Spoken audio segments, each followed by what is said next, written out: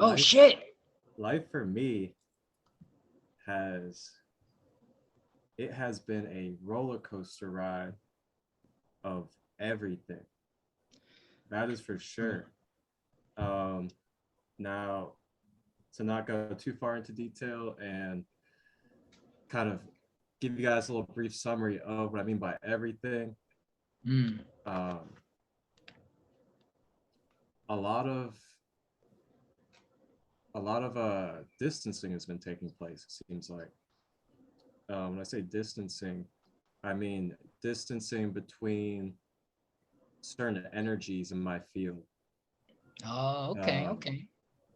I'm really finding myself to go inside a lot more and Mm. to take time to myself to navigate through the dense emotions, um, Those past. are always the toughest ones, man. Those are the Oh yeah, thickest. It's like swimming in fucking mud.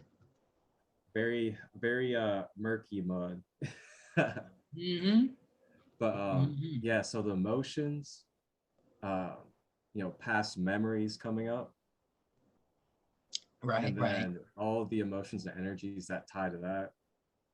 And at the same time, there's been like so much bright opportunities and visions coming to me as well.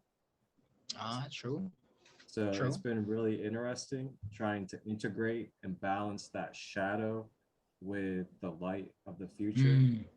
And yeah, it's been a trip. Yeah, I bet, man. I bet, especially it's crazy when in your present you're almost like time traveling. It's like fucking. It's bizarre. It's like trying to be in the present to create the future, but the present is so similar to the past that it's almost like you're in some kind of weird time loop that you got to break free of. That shit Yeah. is tricky, man. That shit is tricky, man. Like I find myself, I'm doing well in a different space. I can't say too much. I'm in a time loop as far as my environment because I'm in a newer place where I don't have a lot of uh any type of energetic attachments that would have me all fucked up because I'm like, oh shit, this happened here. Because I'm in a place where it's pretty fresh, so I don't have a lot of shit. Yeah. But I tell you, man, I miss a lot of that old shit, man. I miss Jersey so fucking much, bro. I never thought I would miss Jersey so much, man. I'd be like, good riddance, fuck this traffic, and fuck all this smog. There's no trees, and God, there's so much that I miss, though, man. So much that it's like fucking surreal. Surreal. So how long ago did you move to Carolina? I've been here about 2.5 years. Okay. Two? And Yeah.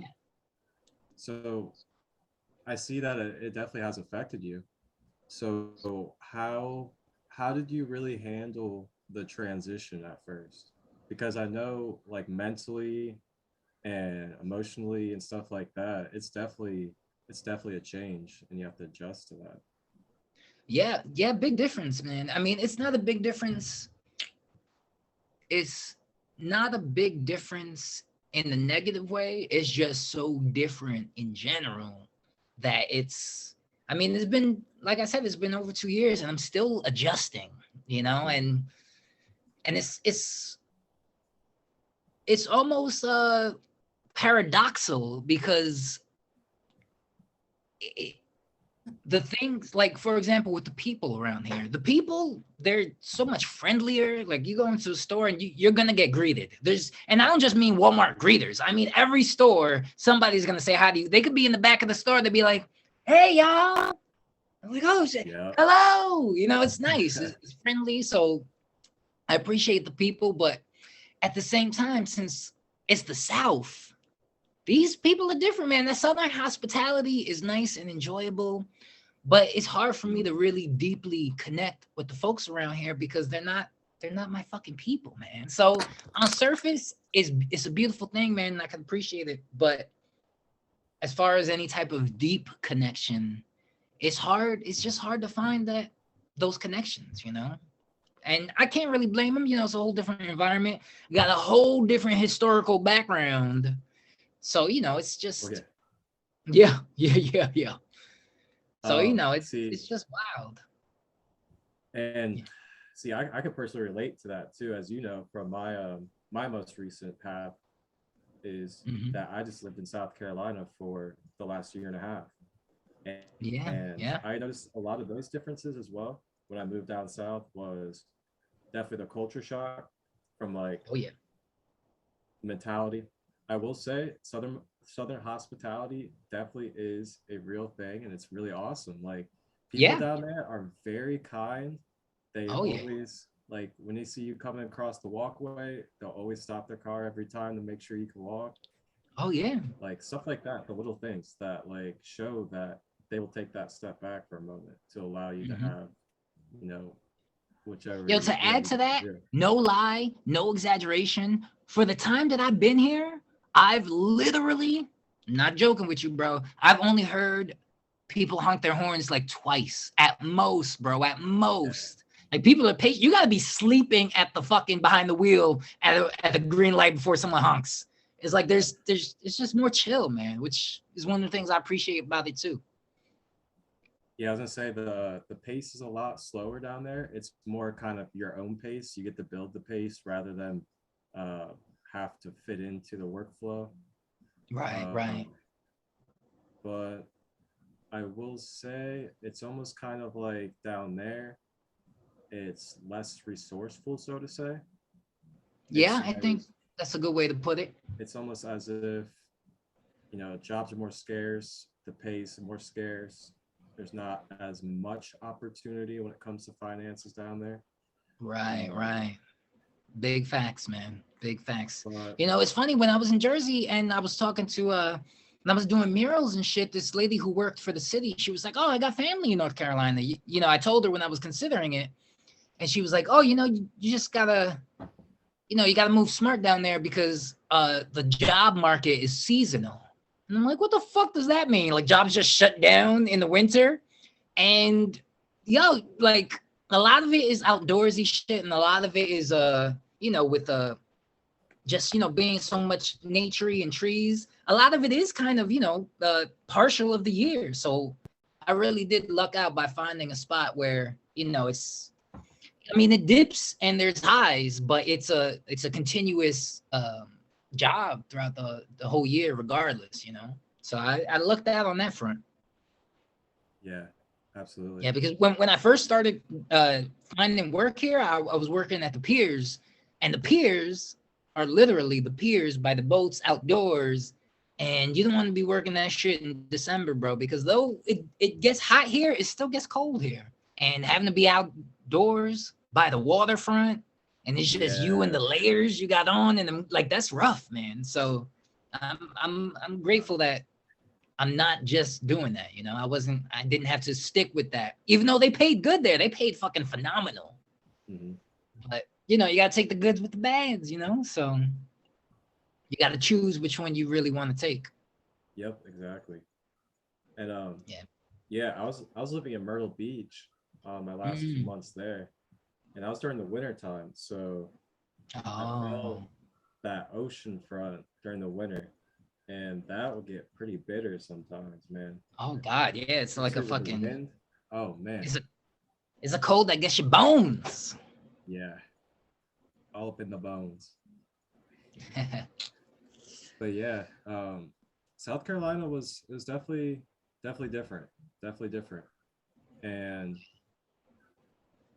I will say, as much as I enjoyed my time down there, for me, coming back home to Ohio was definitely it for me. It was definitely it. Yeah. So did you live in a city in Ohio? Was So it I like a live. city life? Was it urban? Was it suburbs? Was it rural? What was it like?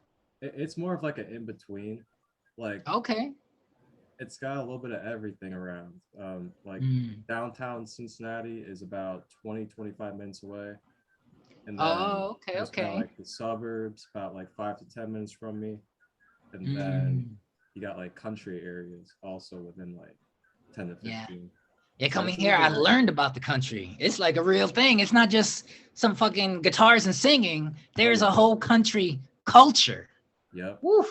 way of That shit's life. yeah, real talk, man. Real talk. Yeah, man.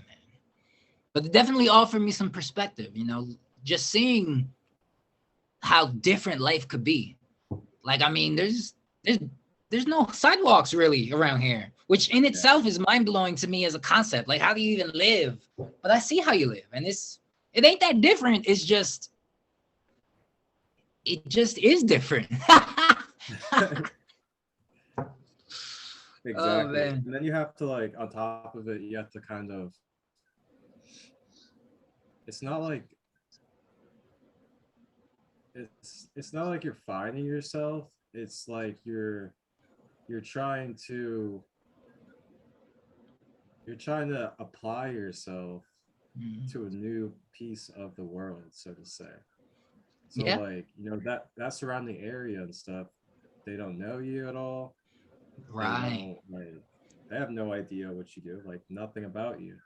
So you're having to find new ways to apply who you are to the world instead of back home where you've been there for like 15, 20 years, so you're just naturally being yourself around everybody.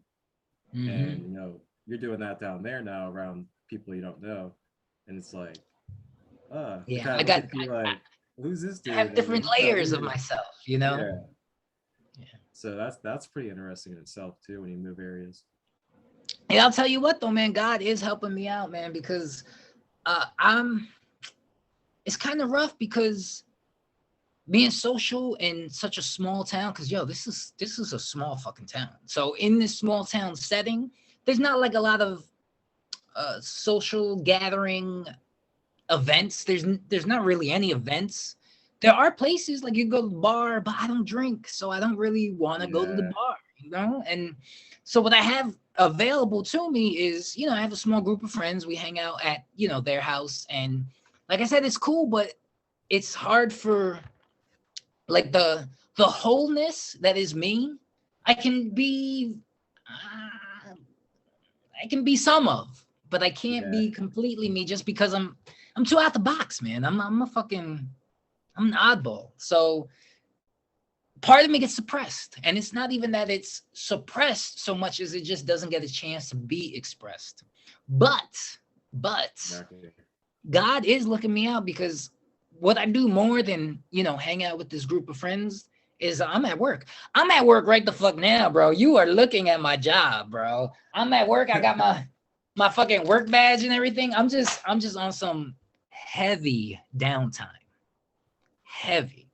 Like I'm literally the only one here type of downtime. So I Oh was like, man, oh, it's perfect, man. That way I can that's have amazing. yeah, because yo, I'm getting paid for fucking chatting with you, bro. Like I'll take it, I man. I'll mean, take it happily. just as you should be though. You're out here spreading Facts. that knowledge and light. Facts. I have value. I might as well fucking get it to give me some monetary value. Oh yeah, bro. Yeah, but like I said, God has been looking me out because a lot of the time I spend at my job, and I work at an airport, so I'm helping passengers. So I can be the part of me that likes to be friendly. I can be the part of me that likes to help people. I also get to be the part of me that's like a low key therapist, bro. Because there are times where people are coming in and they're just like, I can tell they're anxious. They don't fly much. I mean, flying is a big deal when you don't really do it. And Oh then yeah. to some people, flying is nothing because it's like, oh, I was just here 2 weeks ago on a business trip. I don't have anything to offer those people other than a pleasant attitude and a have a nice day. But there are people who are really anxious, and I get a chance to kind of calm them down and just, I guess, to gently ease them. And I can definitely see the difference that it makes because like they're jittery at first, but then they're like, oh, you know what? I'm like, don't worry, everything's looking on time. It's a perfect day to fly. I have a feeling you'll be good. And you can't guarantee nothing for him because, bro, the skies is Mother Nature, and Mother Nature does what she wants. But I can Yeah. gently nudge them into comfort and let them know it'll be all right. And then I have these wild situations where it's like, I'm going to a funeral and my dad just unexpectedly, and they'll just start pouring their hearts out. And those are situations I'm good at, man, you know, because I empathize real quick. And I'm just like, oh, I'm so sorry. I know this got to be tough. Because I mean, imagine that. That's got to be tough. She was probably planning to going to the fucking beach, and now she can't even go to the beach. Now she got to go visit her dad. Oh, just it's rough, man. It's rough. Yeah. So yeah. And then there's people going to weddings. So it's all types of shit where I can kind of, you know, I can engage people who, you know, maybe they just need someone to share their excitement with, or maybe they need someone to, you know, a quick little shoulder the grief with. So, you know, I get to be those parts of me here, which I enjoy. But, you know, the deeper part of me, I don't get to be much, you know, like people here, they're always watching the fucking news and sports. Sports is real big around here, bro. Real big. And yo, you gotta hear me when these people are talking about the fucking game going on. Yo, I have such little to offer that we talking about like, yo, fucking Stephen Curry's there. Bro, dead ass, this is what I said. I was like, Curry? Nah, Curry's too spicy for me. Bro, like I don't got nothing to say about nothing. I just make like fucking dad jokes, bro. That's all I got. That's all I got. So, you know, like I said, I get to be parts of me, but then other parts I don't really get to be.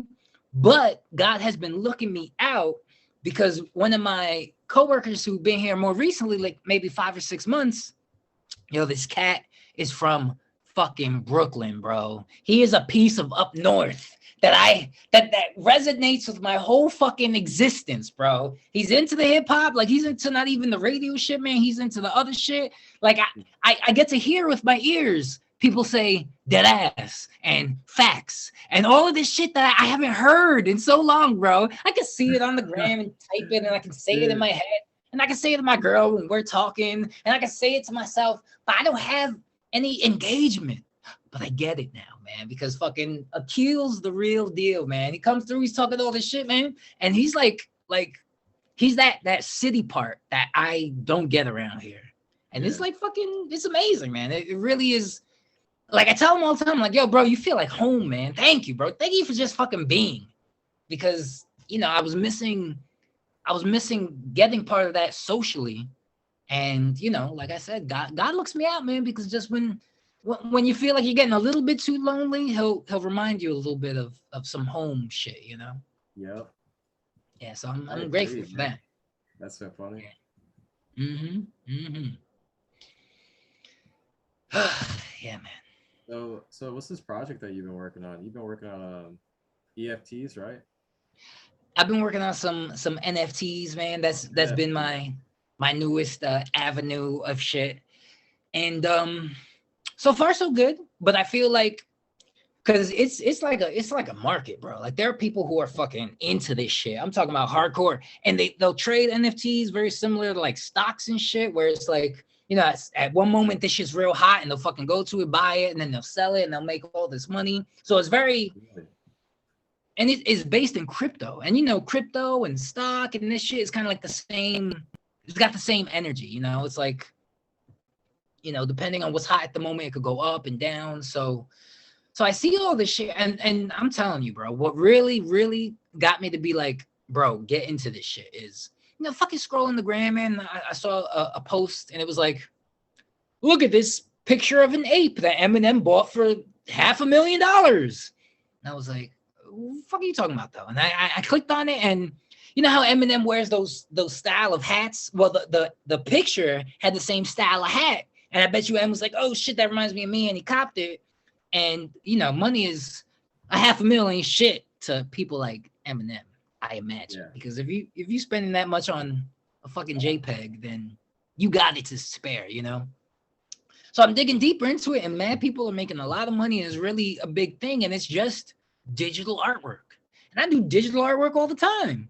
So I said, well, let me try and see how I could fit in this space too. So I've been fucking around, and I released my first collection, because what I wanted to do is NFTs have this weirdly unique quality where it can be just a JPEG, or it can be more than that. And it can come with shit. Like, for example, you know, I know this one guy who's really big. He's like a crypto coach, and he teaches folks, you know, how to invest and things like that. So he's gotten into NFTs, and he's been helping me out too, man.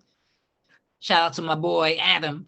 And he was telling me, he was like, listen, I got this one, and you know, they're like different series and different collections. And he's got a couple of pieces in one collection. And now all the holders of this collection, I think it's something with pit bulls, like mad pit bulls or some shit. And they're all different drawings of pit bulls. And you know, they're all different. Some got fucking hats, some are like smiling, some are growling, all types of variation of these pit bulls. And like a couple weeks ago, in the group of these pit bulls, they were like, yo, anyone who owns a pit bull has access to this fucking party we're throwing in LA. Everyone come with their pit bulls. And of course, not literally, but you know, like buying that NFC now grants you access to some fucking wild ass party, man. So it can be just a JPEG, or it can be a token that represents some more shit, you know? So it has a lot of creative value in that, you know? So I was like, I like that because, you know, my favorite part of creating is the creativity in it. So I was like, oh, you know what? Let me see what I could do. So while I started digging in, I had a lot of ideas from the gate, but they didn't all make the cut because I get flooded with ideas and then I have too many that I can't really even pin any down. I get overwhelmed and sometimes it collapses before it even began. So what I did was, I'm going to start simple. I was like, let me do some simple shit. And, you know, I'm a big fan of mandalas because they're beautiful and they're almost hypnotic. And, you know, they remind me of chakras, man. So they're big in the whole spiritual aspect. And I figured that would be a good place to start because mandalas are beautiful, man. So I was like, let me do a series of mandalas. And what I wanted to do initially was have each mandala also, because what I wanted to have was appeal. I didn't want it to just be a JPEG. I wanted it to be a JPEG plus some other shit. So I was like, oh, maybe I could have with each mandala, because they're each individually themed, maybe whatever that theme is, I could write a verse to and have a track with it. So that way it'll be an exclusive track.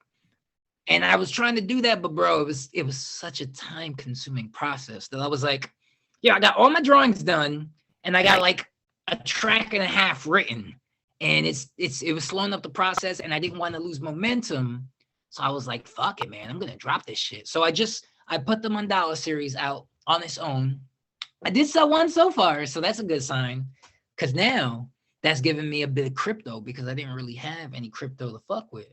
So now I'm able to build my crypto collection. So that was my first series. And the second series, I showed you a preview to my second series, man. But I'm not going to spill no details. Oh, yeah. I'm not going to spill no details. No details. Because I know that shit's going to go gold, bro. I know that shit is going to catch the eyes of everyone who fucking sees it. That shit's gold in the making.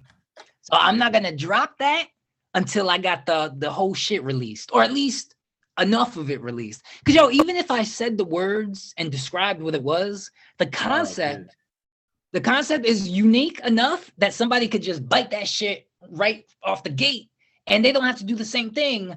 But the concept is so unique that they'll jack it, and then it'll be out of my hands, and I'm like, no, I didn't even release it. And I would be, my heart would tear a bit.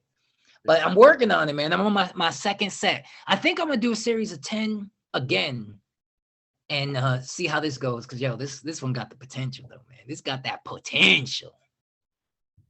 So I've been going good with it, man. It's been helping keeping my creative juices, stirring and momentous.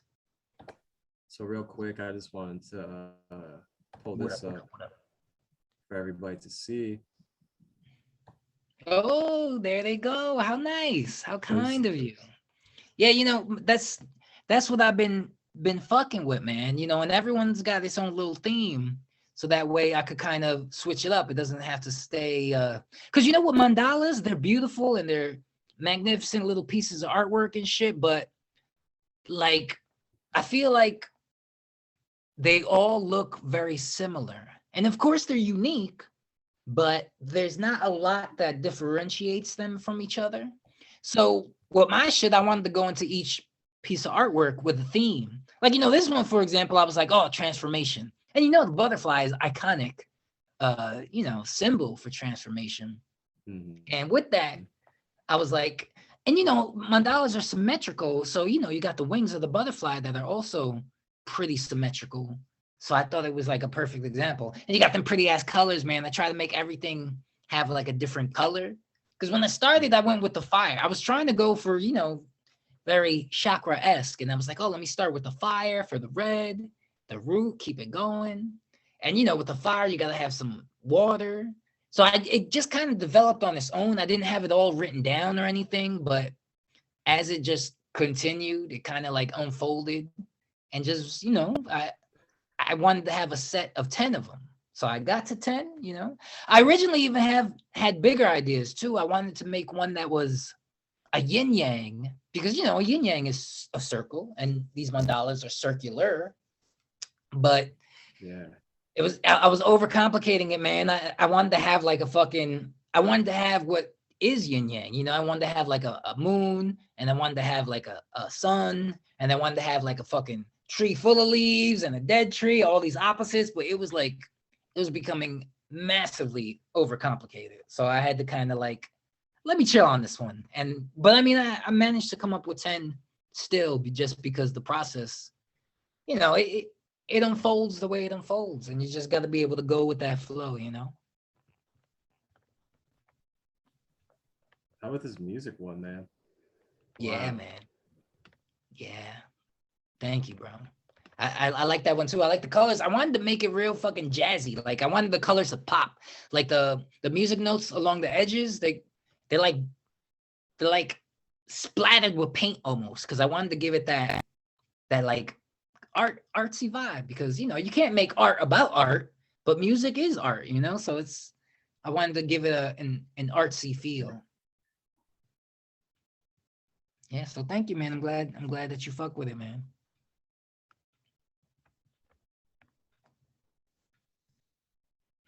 So tell me, what have you been doing as far as a creative outlet? Because I feel like creative outlets are very important, man. They help us to get in touch with, that spirit side, man.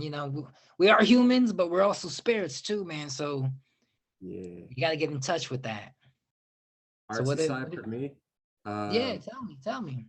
So my RC side has been really working on these projects consistently. You know, the meditations. Right now, I'm working on that Back to the Base beginner series, True. and I'm just trying to really make that series complete beginner series for people that are starting off in meditation or don't exactly know how to meditate yet.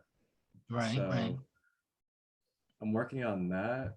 And then every Wednesday, I'm going to start talking about crystals, gemstones, and I'm going to talk about different properties of different stones and then how you can use them in your life.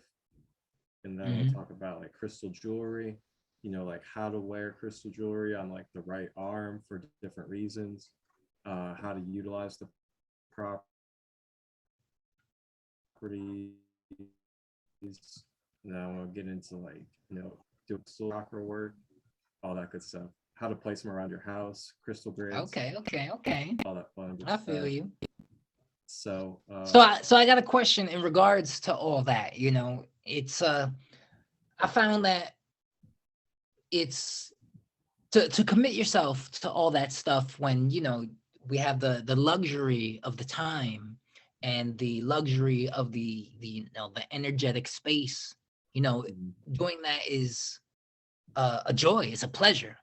But do you find that it's something that you have been able to integrate when you really going through it, man? When life is less than fucking dandy, when shit is hitting you lefts and rights and fucking, and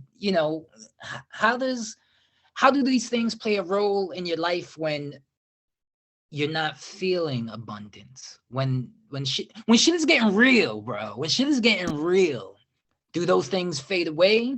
Do you hold them tighter to try and get a grip? How? Tell me, elaborate.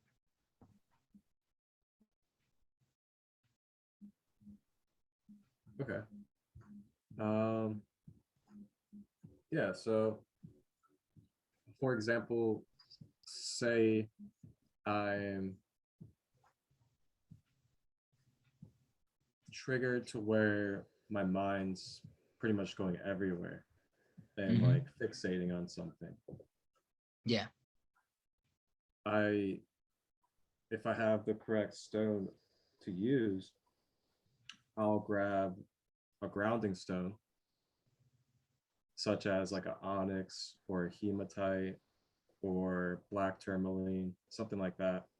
Mm-hmm. I will go grab that, and then with knowing its properties consciously, I'll hold it in my hand, and then I will direct my focus to the stone. And then pretty much from there, I kind of just breathe while focusing with the stone. Okay. And I found that over a period of seconds, it starts to ground me out. Mm. That's good. So have you been able to direct yourself to do this, or did you have someone around you that would kind of snap you out of it and be like, yo, fucking grab a stone?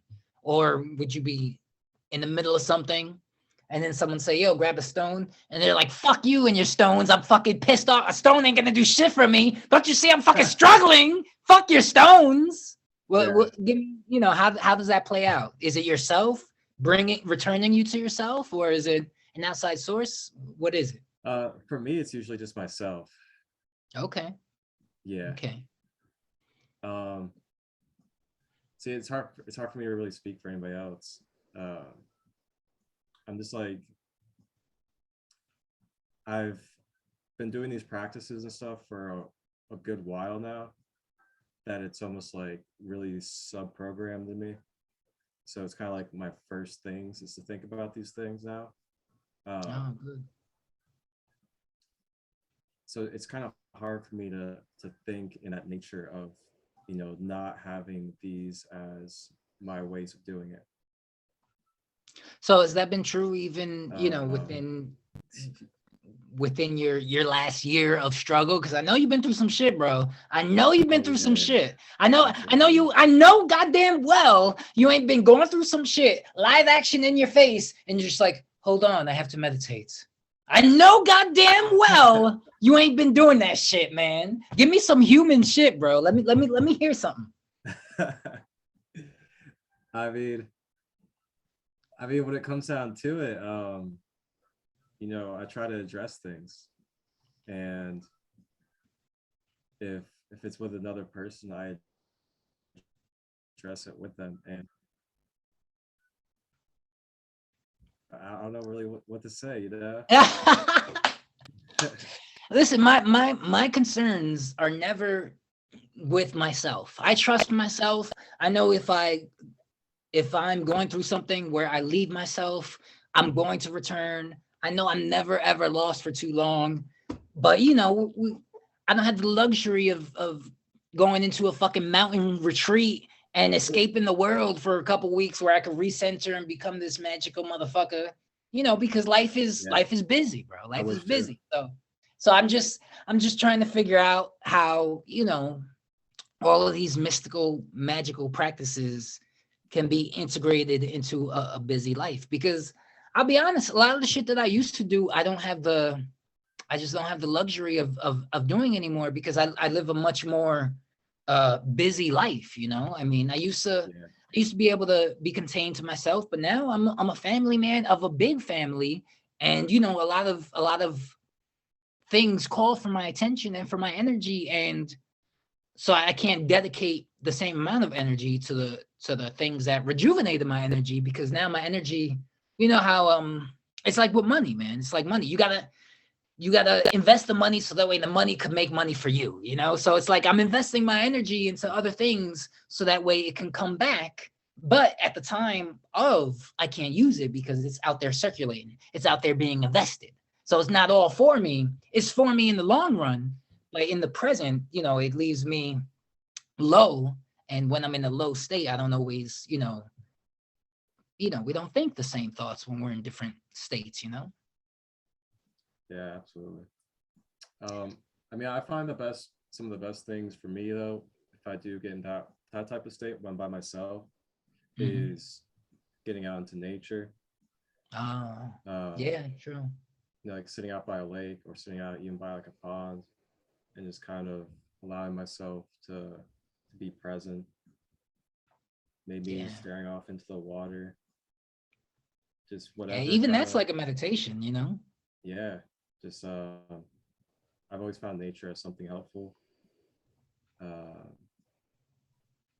Breath work, just recognizing the breathing or directing the focus to maybe even like counting inside my head when it comes to breathing, because then Mm, that gives you okay. focus to something different other than the thoughts that are going through your head. Right. Uh,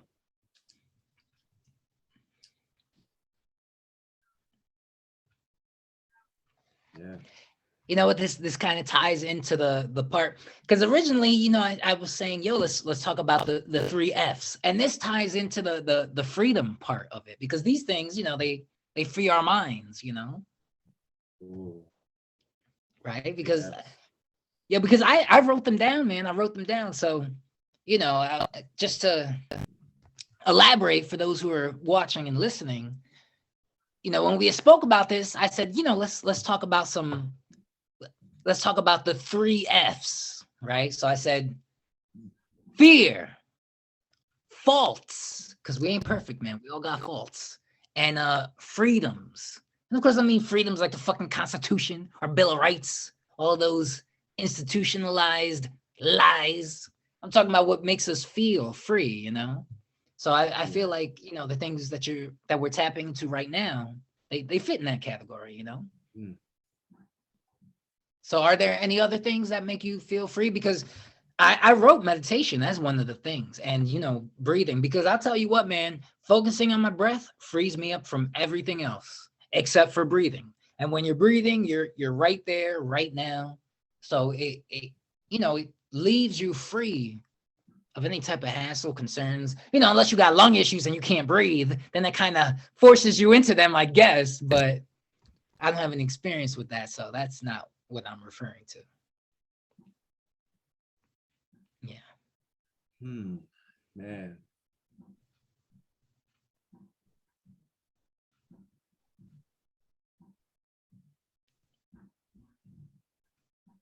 Writing. Tough one, huh?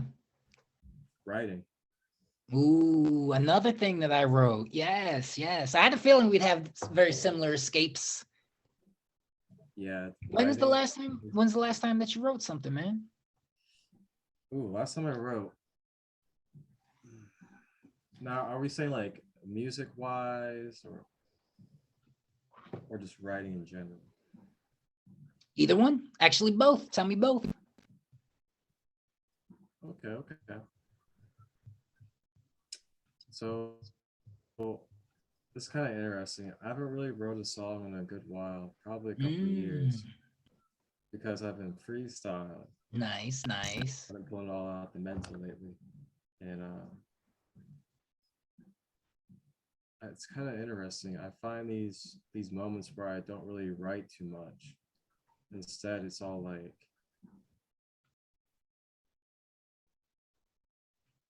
I guess like stored in the head in a way, So are you still talking but it's like about like fluid. bars? Are you talking about bars, or are you talking about writing in another sense? A little bit of both of everything. It's like the music, and even when I'm working on like these introductions for episodes and stuff. Oh, so you write Like because I was gonna ask, what writings are you talking about exactly? So is that what you mean? Like yeah, writing? like the introductions for the podcast and stuff like that. Okay. I'm finding myself like not even really having to write stuff down anymore. And I don't know if Okay. it's because I'm like just mentally getting so used to my projects and stuff. Right. Yeah. With practice comes progress, man. So I guess you probably developed a bit past that stage. Do you still write a lot of your songs and tracks? Oh yeah, bro. Oh fucking yeah. Oh, that's crazy. Yeah. Yeah, Yeah. when I write, like, and it's funny because sometimes I'll just like certain things can inspire it. Like maybe I hear a beat and I'm just like, ooh, this shit is bringing it out of me. And the beat will kind of just like pluck it Yeah. from me. But then, there's times where I'm feeling some kind of way and, the emotions are like, when I'm feeling dense emotions, some sadness or just some maybe stuckness, I usually, I get them out of my system either through drawing or through writing some rhymes. And it's kind of weird, man. It's weird because some things just can't be visualized. Or I mean, I can't find the proper picture to really depict how I'm feeling. So I'm like, well, if pictures ain't doing it, then these words got to do it for me, man. And writing it down, it helps because it makes me turn something ugly into something beautiful. Because then I can, I feel good about it. When before I was just feeling sad about it. And it kind of, is very helpful to process stuff too, because I'll tell you, man, I had man, bro. And it's a weird thing. I'll tell you, it's very weird because I think I don't know, maybe you could help me figure this out for me. But with music, when I'm writing lyrics and it's really like coming from the heart, it's real personal, man. It's like what I'm going through at that moment. Like I'll tell you, I had like maybe like a few months back, man. I had this fucking nightmare, bro, that like it haunted me. Like when I woke up, it was just like it was so ingrained in my brain, and it was it was like painful, and it was like a hurtful dream. It fucked me up, man. It really fucked me up, and it was just in me, and I was just like, yo, I gotta get this out, man. So I wanted to write some rhymes about what I wanted to basically rhyme the dream, explain the dream that happened, and I did it, and I just went on YouTube and I was like, free sad beat. And the first shit that came up hit me in my heart, and I was like, this is the one right here, man. And I just wrote to it, and I wrote the dream out, and even the way the dream ended, like I was like sobbing in the dream, and the sound of me sobbing is what woke me up. Like I woke up making like a fucking like a cry sound, bro. Like I woke up feeling like I immediately was fucked up the moment I woke up. And I was just like, yo, bro. And I hate that I'm getting like a series of nightmares, bro. And it's just like, it's haunting. But so with this one, in order to try to do something about it, or at least help me feel better about it, like I wrote it, and I'm grateful enough that I found an app that I could just record shit with. So there's this app called BandLab, and I downloaded it, I threw the beat in it, and I recorded with straight up a fucking headphone microphone, just a standard, the mic that comes with, just super standard, man, super standard. And I just recorded the track, and it came out, and that was the first shit I actually recorded with this app before I was getting the hang of it. And I recorded it, I tried to mix it down as best as I could, and it sounded quality wise, but then so I'm done with it, and I'm just like, and it felt good to be done with it. But my standard reaction my standard process when I'm done with a song is I want to share that bitch, man, because I'm now I feel good about it, but I'm like, yo, this is such a sad fucking song. I don't want to share this at all because people can be like, yo, bro, you okay, man? Is everything all right? They're gonna hit me with that therapist shoulder, like, bro, you okay, man? And I'm like, and I don't want to do that because the whole point of the song was to kind of release it. So the act of releasing it is the therapy shoulder where I'm like, you know what, this is it's cathartic for me, and but then I don't feel like sharing it. So it's kind of it's weird. It's like I don't know. I'm not gonna say there's no point in doing the track if no one can hear it, because there was a point. But if a song can't live on in others, then I feel like I don't know. I feel like I'm not doing justice to the song. But I also it's weird. I don't understand it. Like I go in circles around with it because I think you it's should like release the song. I what? think you should release the song, guys. Oh man. Release it. Release Ah! it. See, I know that music when you're sad and you hear a sad song, it's good, man. It's healing. It's powerful. I know I'm not the only This person is in the true. world who's fucking sad or who has been through, similar situations. By no means is my one situation super unique where it's like, you know what? There's not a single soul who'll be able to relate. Because, it's not that surreal. It's just painful because, I feel a lot, man. So I'm not the type to, a lot of people dismiss their feelings, or a lot of people will justify it away and be like, yeah, bro, in a couple of years, it'll probably be different. Don't worry about it. And it's like, I'm not worried about it. I'm just fucking sad it's happening. I'm just sad that it's Yeah. going on, man. Can I be fucking sad? And I get these fucking nightmares. They're like, yeah, you sad, nigga. You real sad.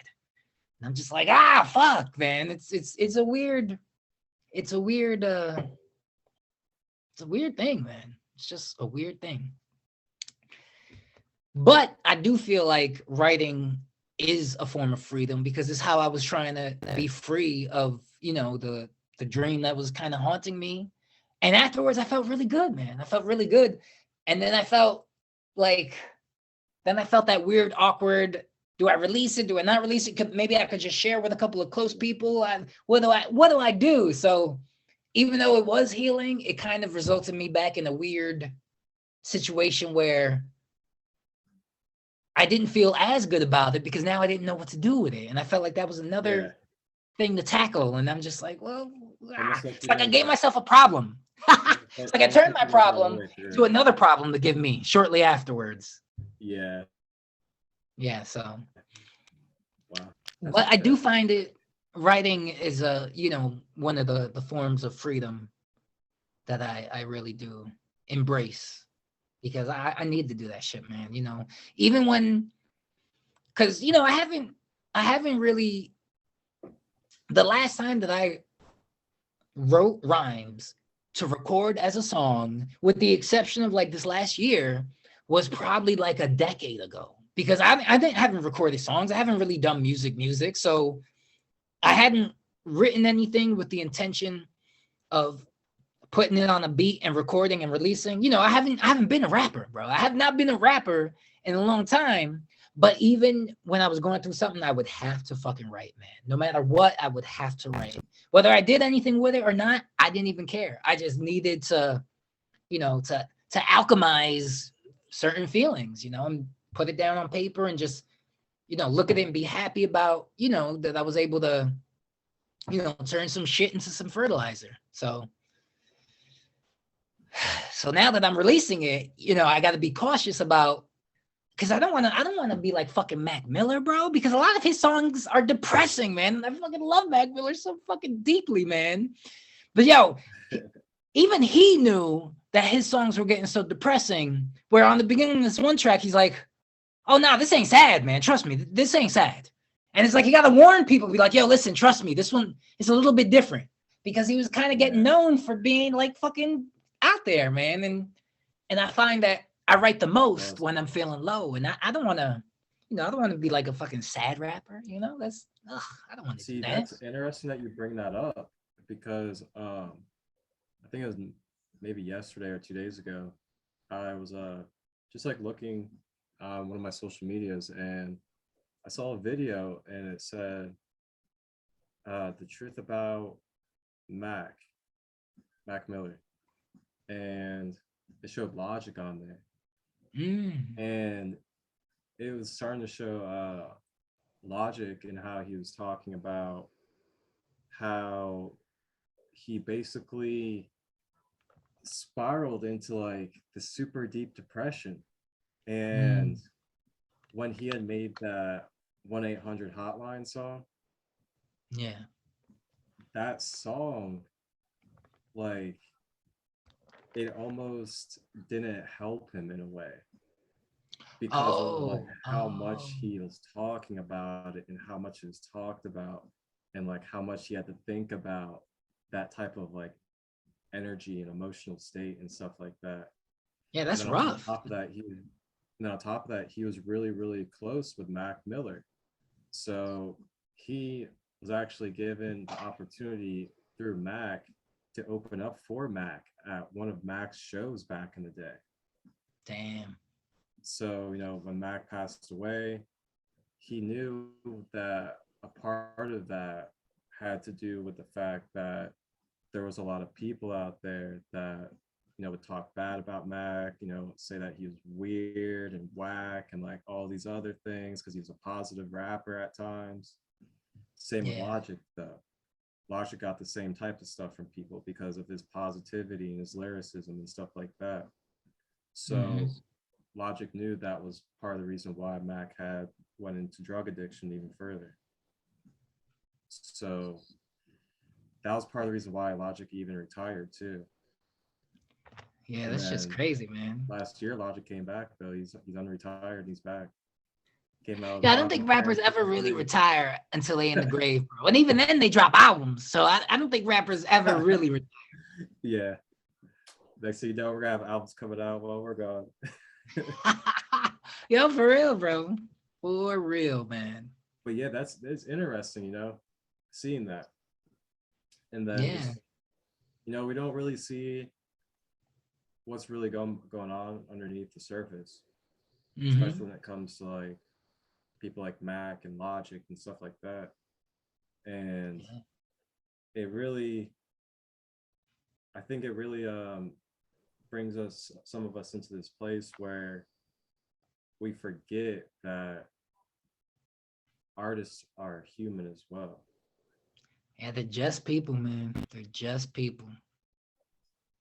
Yeah, it's easy to forget that because, what we know of them is what they show to us. So they can be very selective, man. And a lot of people don't like to show that darker side just because probably the same shit I was saying before. They don't want to get the, yeah, bro, you okay? Is everything all right, man? What's going on right now? Yeah, And, people don't like that shit unless they're ready to talk about it, So it's a weird balance, man. It's definitely I a agree. hard thing to pin down. Yeah. And sometimes Yeah. it's more of just like we're just trying to share a past experience rather than like Yeah, yeah. And you know what the worst part is, yeah, bro? I'll tell you. it's like And this breaking doesn't even come relationship. from this, this don't even come from personal experience. This is just common sense and perspective. But imagine being that rapper who really went through some shit, really released it, yada, yada, yada. And then someone comes up to you and be like, yo, bro, it's going to be okay, yada, yada, blah, blah, blah. And you're like, bro, that song is like 3 years old. I'm fine now. What the fuck? That's you talking to the old me, bro. And that's the old me, you talking to the new me. That's because they, and Yeah. I'm thinking of rappers like Code of the Friend. I don't know if you fuck with Code of the Friend, but he puts a lot of his shit out there. And he's I real heard him. down to earth. So if he's going through something, he'll put it out there. If he's feeling high vibing, that's out there. Like his tracks, they kind of span the whole spectrum. So when I listen to shit, I wonder if he still feels like that. And it can be anyway, bro. It could be like fucking on top of the world, or it could be like going through some real deep shit, or it could just be like sad. And it's like, I wonder if he's still going through that. Cause that shit was like 7 years ago. And it's kind of, Yeah. it's surreal It's how music transcends time, which is like one of the most magical things about it, I think. yeah, it came Yeah. voice to it. And it's just so magical how, the timing of when songs will pop up in your life. Oh yeah, man. Oh yeah. They're the messengers, bro. They are the messengers. Especially Yo, when you give have me like, 1 second. I'm gonna be back in a moment. uh-oh, pause.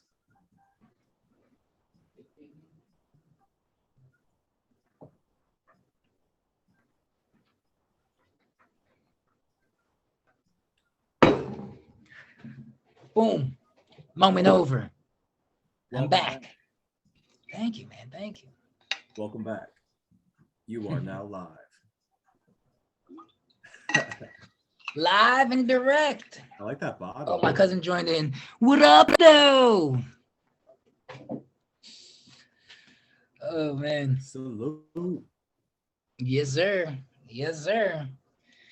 What was on that bottle? So yeah, things like that too, man. And the shit that kind of like frees us from turmoil and shit. You were saying, focusing on your breathing too. I find like that's a good thing too. Even my cousin was saying that, when he goes walking, he concentrates on diaphragmatic breathing, which I think that's when I say like deep breathing and shit, like that's what I mean, man, with your belly. Because if you're just breathing normally, I feel like, or if you're breathing, just short breaths or with your chest or anything like that, it's easy to get distracted.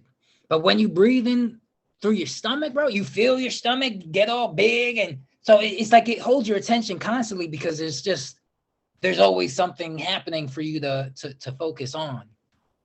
So, as far as things that bring me freedom, we kind of, we ran through most of them. I wrote writing, I put drawing, which, of course.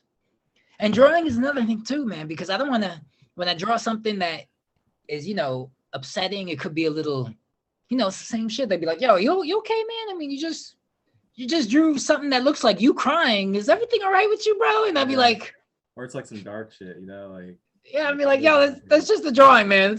That's not me. That's not me at all. Yeah. Or like, you draw something dark and then people are like, oh man, he must be like satanic or something. It's like it's a little dark shit, bro. Like,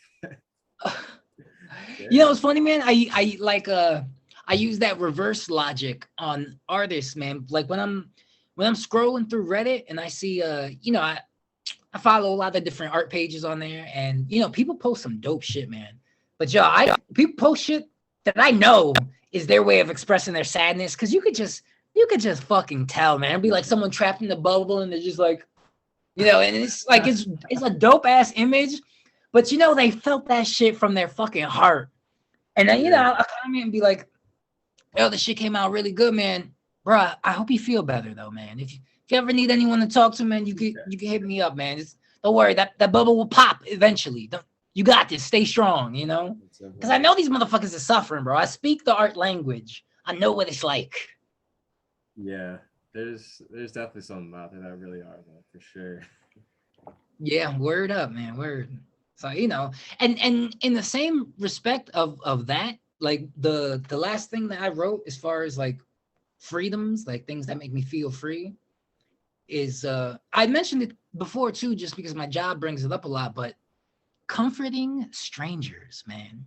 And I mean strangers specifically because it's like a magical moment. It's almost like you were meant to cross paths with this person and you'll probably never see them again, but you guys share this weird little, it's almost like an intimate moment of like casual conversation that it comes and it goes, and it's just like you may have really like altered their whole day. And it's very freeing to me because like I said, man, if I'm going through something, I wish somebody would just come up to me and be like, yo, bro, that's a fucking dope ass shirt, man. And I'd be like, what? Oh, thanks. I saw it because it made me think of my mom, and it's fucking, she's amazing. Be like, yeah, my mom's, yeah. And it's just this weird random connection.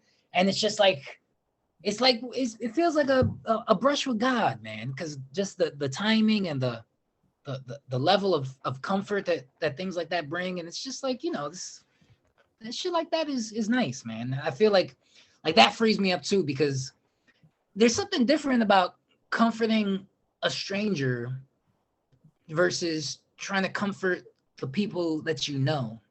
And I'm not sure what that is. And I don't think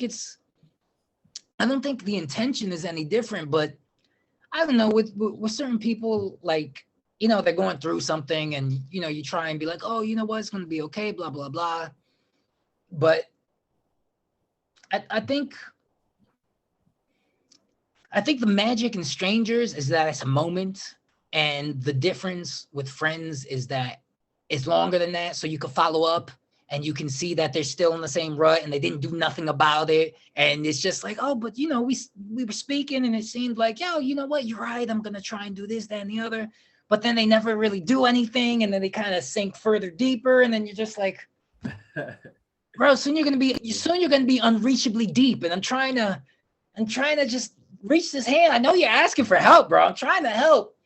But oh God. you know, you can't help people that don't really want it. So it's just it's a weird thing, man. It's much less magical. I think it's not less. Well, I think the reason is less magical is because it's too real, man. It's too real. And real life is not like a moment, you know, because it's much longer. It's much more drawn out. Yeah, I was gonna say, I'm glad you brought this all up because I was gonna say earlier, human connection is definitely Ah, something that yes. can help me Yes. just alleviate, the stress and whatever else because of it kind of like it kind of opens you up into that that that infinite multidimensionalness again, and then you start to kind of get out of just your own self and what you're thinking and what you're Yeah, feeling, yeah. and then you start to kind of shift your awareness to something else, and hopefully it's a connection where it brings something more positive. And sometimes, like you said, those casual conversations where, and I find this a lot too when I'm on like pizza delivery, just walking up to people's houses. I will have these like super casual conversations, but they'll be the most refreshing and most joyful things. And it's just Oh yeah, like man. 10 seconds. That exchange right there is just so beautiful and it changes my day. Yeah, I feel like the magic is in those moments, man. It really is. Definitely is. And those moments too, I noticed there's like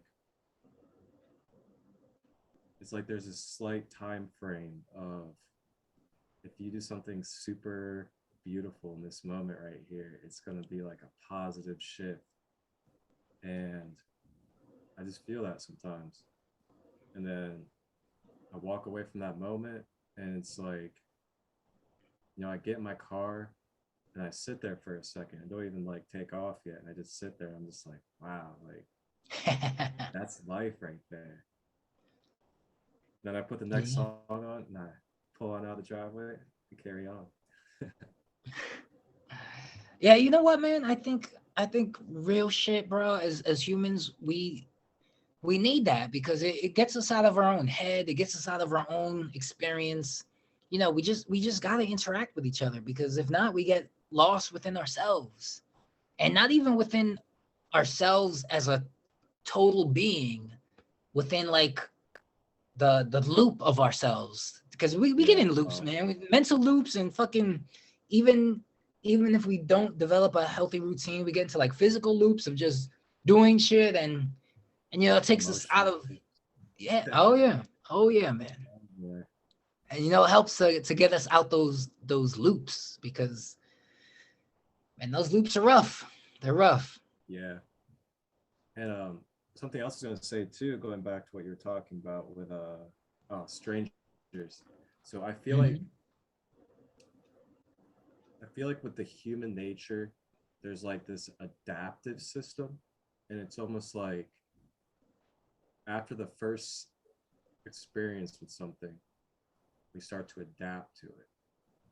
And Mm. then as we continue to adapt to it, say if we're used to that thing or that person for like every day for 15 years, we adapt so much to it, it just becomes conditioned and normal. So then Right. when we go out into the street, and the next thing you know, we walk across somebody, and then we have that interaction right there. That fresh, brand new. Yeah, it's just like it's like brand new, fresh palette right there. Yeah, And I feel yeah. like that's what like it brings like shock to the human nature, and it's like, oh wow, Yeah, and it man. like wakes you back up again. Yeah, and you know what about that is so weird because, like, for example, there's just certain relationship dynamics that you have with people. Like, it works, or at least I see it most dominant when they're close relationships. Like with me and my girl, for example. If she's going through something and I could kind of see like a way out of it, and I'll try and explain to her, maybe try and show her a way out of it. Our relationship is so close that her listening to me is the same as her listening to her, and she ain't gonna listen to her because she's caught up in the loop of something. So I'm not allowed to break through that loop just because of our closeness, because she hears me talk my shit all the fucking time. So it's lost any potency, man. My shit is just fucking background noise at this point. While at the airport, if it's a stranger, it may be like it's very potent still because they haven't heard it on repeat, or even with there've been times with my mom where she'll be going through something, and I'll try and give her some perspective or maybe words of wisdom or whatever. And if I push too hard, she'll hit me with that. Like, I can see her be triggered, and she'll say something like, well, you're my son. You think you're teaching me? And it's just because the dynamic of the relationship. And once it hits it almost like it hits a wall. And it's just like, oh God, I was so close. We almost broke some ground. Yeah. But it's almost like I pushed too hard, and it triggered her into like a reflex where it's just like, I'm the parent here. Don't tell me. And it's just like, oh, but I didn't mean it badly. I wasn't trying to do that. But because of the dynamic of the relationship, I feel like that plays a very heavy role, man.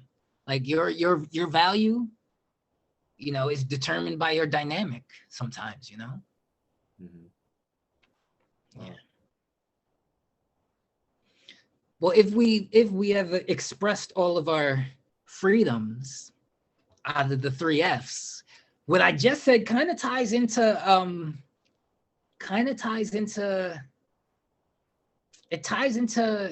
my faults, actually.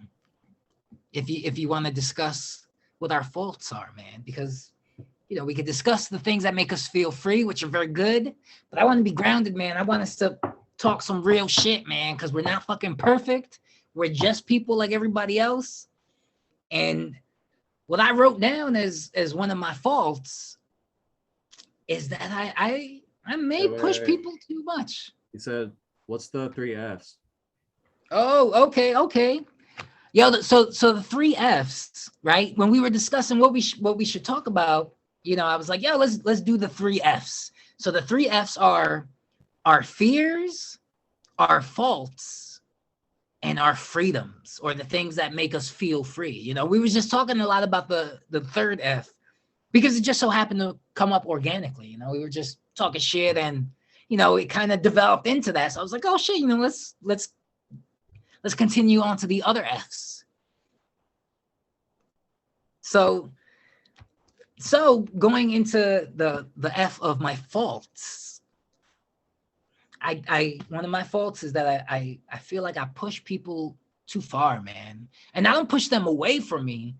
It's that I push them to keep going, or I'll push them to break through, and it's almost like an aggressive encouraging where they don't fucking want it, but I'm like, yo, I know you can do it though. You're right there. I know it. And it's just more than they can bear. And it backfires. It fucking backfires. And that's never my intention, but it's just, I don't know. I have another fault now that we're on the subject is I treat others like I treat myself, man. And you hear that shit all the time, don't treat others the way you wouldn't treat yourself. Well, motherfucker, I treat myself the exact same way. And I shouldn't do that because we're not all the exact same way. So I can't really, it doesn't really make sense. I mean, I know it doesn't make sense, but it's like, so hard. Like what? It's like, I love to meditate and be pushed to like, meditate and do things like that, but like not Yeah, not everybody likes to be pushed into those type of things. yeah, exactly, man. It's like being it's funny, man. I wrote a track about this shit, man. And it's the simple concept of, I try to shine like the sun, bro. I try to be the sun. But yo, you can be the sun all day, but there are people out there who got skin cancer and hate the sun. And the sun's just being the sun. And then there's people out there who fucking can't go out without a pair of shades because they're like, yo, that sun is just too fucking much for me, bro. And that's why shades exist. I can't be mad at shades. I can't, Yeah. it's just the That's why harmony they're of throwing life. shade out there. What? Say that one more again. That's why they're throwing shade out there. Word, man. It's just a balanced life, man. It's something that I've gotta just learn to try to be better at, because I'm really good at being myself, but it's hard for me to allow others to be themselves. And that's some shit right there, man. That's some fucking shit. And there's many dynamics I feel like that come with what you just said. There's like parallel versions of that. I feel like there could be like the kind of almost, I guess the term narcissistic way of it, where like you have to change everybody. But then there's also kind of like the casual way where it's like, man, I love who I am so much that I just project that onto everybody else and just see them as that beautiful self of me. But like everybody's still their own self. Even if Right, we man. are as beautiful as we want to be inside and we put True, that man. onto somebody else, they're still their own unique self. Yeah, man. You know what? Taking exactly what you said, but just zooming out a bit, I don't even feel like it's myself that I'm trying to project so much as it is fucking healing, man. Because the only reason I got this way is because I had to heal some bullshit that was fucking me up. And I see it fucking you up. And I'm like, yo, maybe you should purge that demon because that demon is not really, I know you don't enjoy that demon. You and that demon ain't fucking having coffee and laughing. You and that demon are fucking suffering together. Why don't you and me as a team fuck up that demon? But some people don't see it that way. And a lot of times they're attached to their demons because their demons hold parts of them that they consider, who they are. And it's just like, yo, I know that you're tough. I know that you can deal with anything. I know that you're strong. But being strong doesn't mean that you gotta be an asshole to everybody. That's not the same thing. But it's easy to intertwine those two things. And it's hard to make people see anything different. It's tricky, man. Dealing with people is the fucking trickiest thing I've ever had to do. Ever had to do. It's funny you say it that way. Dealing with people is the trick. That's it, man. It's always just it's dealing with people, man. Because I can, I'm the type that, I've had the luxury of, being able to do more than just survive. There are people who only survive and their focus is, yo, I gotta get this bread, I gotta fucking do this, and they're on autopilot. And I've had the blessing bestowed upon me where I can take time to myself where I need to reconnect. And I can take time to myself where I need to, be reflective on why I am the way that I am. And not everybody has that time because time is money, man. And motherfuckers is investing their time into getting money and they're investing it into survival. And I've had periods of my life where I was fortunate enough where I could focus on me, and not everybody can, man. Not everybody can. So, my perspective, it may not be shared by those who don't have that luxury. And I got to be okay with that, man. I got to understand that they're on their path.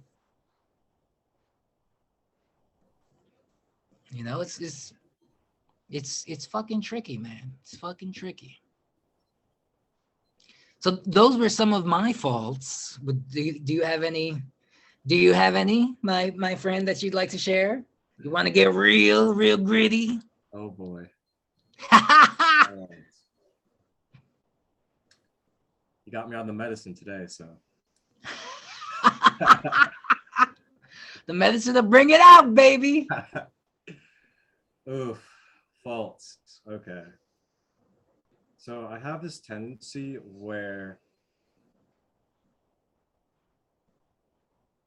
I'll hold a good intention inside of my mind, and I will kind of like, it's like I'll automatically assume that they know that I have that positive intention already. Oh, okay, But really, okay. like, it's a whole other person. They don't fully maybe even have the time to even think that I already have the good intention in mind and stuff like that when I'm doing something for them. So Mm-hmm. sometimes I'll like kind of forget to communicate or show that intention with it. So then I find I come to fault with something will get presented, but then it almost will be like open ended instead of like the whole intention of why it was happening or why it was presented. And then it'll be Okay, like, okay. oh dang, like that it just like it doesn't do what I intended it for to do because I didn't explain it. Yeah. Yeah, I learned that a lot dealing with my kids, man, because like I'll ask a question, but without stating why I'm asking them the question. So they'll ask, and like I'll ask them something that seems random, but it's really not. It's because, like, for example, there'll be a wet Yeah. towel on the floor in the bathroom, and then I'll go to one of them and be like, "Oh, did you shower?" And they're gonna hear it and be like, "What, do I stink or something?" It may come across Yeah, the yeah. wrong way, and I'm just like, "No, pick up your fucking towels, man. Just pick up your towel." And it turns into something that it didn't even have to be, because I just could have been like, "Oh, I saw a towel. Was that you? Did you just shower?" And a little bit of a preface to a question makes all the fucking difference. And I try to remember that like all the time, because it's very easy to misunderstand anything at all, and Mm-hmm. that's one of English's fucking problems. There's so many different ways to say the same thing that it can be taken a million different ways, when it's just like, so I kind of have to be a little bit more long-winded with short things, just for the sake of announcing my intentions, just so they're clear, instead of a little bit of up in the air. Yeah. And it's the same thing, even with my girl. I may ask something like, "Oh, did you wash the dishes?" And she may be thinking I'm telling her, "Yo, you need to wash the dishes," but really I'm asking, "Where's my cup?" That's really what I'm asking. I'm asking if she did the dishes so I can know where my cup is. Yeah. But I should just say, "Do you know where my cup is?" But it's kind of like, I don't know. It's weird, You gotta. Sometimes I feel like that comes with uh programming through our family bloodline. Sometimes I feel like, through childhood and stuff, we're just so used to like the dynamics of, how our parents or grandparents would communicate like about something. Right. Like if they were Yeah. asking a question about like something in the kitchen, like that's how they would go about it. They wouldn't be like, "Oh, I'm looking for my cup. Did you do the dishes?" Like we're just so used to hearing like, "Hey, did you do the dishes?" Kind of like half aggressive, like, "Hey, did you do the dishes?" But Right. like the whole Definitely time it's true, just man. about a cup. Yeah, there's a lot of like subconscious shit, man, that we don't even realize, man. And Trigger words too, trigger energy and trigger words, like the oh way that we yeah, approach people can trigger people into like fight or yeah, flight or fear. They can right. get Defensive pushed into immediately. trauma. Yeah, man. Yeah. So I'm telling you, bro, every day, and I'm, I got to remind myself that these moments, they're not frustrating so much as they are opportunities to get it right. Like fucking like, there's another way. There's always a better way somewhere. And it can be fucking, you know, it can be a lot, man, because Yeah. you know, moments are forever going, bro. There's always, every moment is another chance for something, and oh, it's just so much, man. See, that's what I'm saying. It's with other people. I don't have these moments with myself. It's not like, yo, what was I just thinking? What did I mean by what I was just thinking? I know what the fuck I know what I meant. I didn't even have to Yeah. think it. I knew it from the gate because I'm fine dealing with me. It's always just the world, man. Dealing with the world that can be, you know, a fucking a whole classroom, man. A whole entire lesson. Yeah, that's for sure. I remember that when I stepped back into a work field, I was like, you know, encountering the characters again. It's just like, okay. Yeah. I remember that, you know, some people like to be the, you know, the Mr. Center stage humorous guy that likes to like joke on everybody at work. And it's like, oh man, see, now I have to try to master how I keep my boundaries with myself to not like take it personal and just, you know, stay open hearted about it. Yeah. And at the same time, kind of do like fucking social gymnastics where Yeah, you then like can, then do it back at the same time. yeah, but do it enough to be like, yo, don't fuck with me, but I'm Yeah. joking, but chill the fuck out. And it's fucking people, bro. It's so fucking hard to navigate the field of humanity, man. Yeah, then I'm just sitting there like, dang, do I really want to do this? Yo, I'm telling you, bro, the opportunities are ever present. Ever present. Oh yeah. So, you know, it's remembering that, hey, man, you know, these things are opportunities. They're not fucking nightmares. It's fine. Everything's gonna be okay. Oh man, it's crazy. I've always been the unhealthy optimistic person. As Yeah. I remember you kind of saying a couple of weeks ago when we were voice messaging, because I think you were going through it at the time, and you were just like, "Hey, bro, I don't know how you be all Mr. Optimistic all the time," and I'm like, I was like, "Well, you know, I'm not like that all the time." Yeah, just about 96% of the time. But man, that 4% though. Yeah, I bet, bro. I bet. Yeah, that's why I try to share like these fucking, like I try to share my struggle, man. Let people know that everything's fucked up, man. People may think I'm, you know, fucking inspirational and bright side, but yeah, I go through it like everybody else, and I feel like, Yeah, because I like to see that shit in people, man. Because you know, last year was a tough year for me. yeah, you Tough one, know, man. I dive a little personally here. I ended up losing a child early in the development stages. oh man, And yeah, sorry about that, bro. you know, I ended a relationship last year. I know that's got to be real strenuous on a relationship. Like that's a fucking Yeah. tragedy. So through that stuff, you know, and I'll be real raw and honest with you. There's just times in life where there's not going to be a resource or outlet to allow you to just, you know, release or whatever. Like sometimes Yeah. you just have to fully embrace and experience some things, and there's not going to be a tool to help you in that moment because you have to face it. Right. And I had a lot of those moments last year, especially, you know, during the pregnancy part and the ending of the relationship. It was very heavy, and God, yeah. I found that it was something that had to happen, Mm. like feeling the emotions and going through the feelings and the memories as well. It just all had to happen. Um, Right. but the thing that I found helpful during that was staying consistent with the routines and healthy habits that I'd already been building before that. Right. So it's kind of like trying to stay firm in your foundation, like a tree, like a tall, big tree standing there, and a hurricane is coming. And like, Hmm. all the branches are being thrown around it. There's waves crashing into it.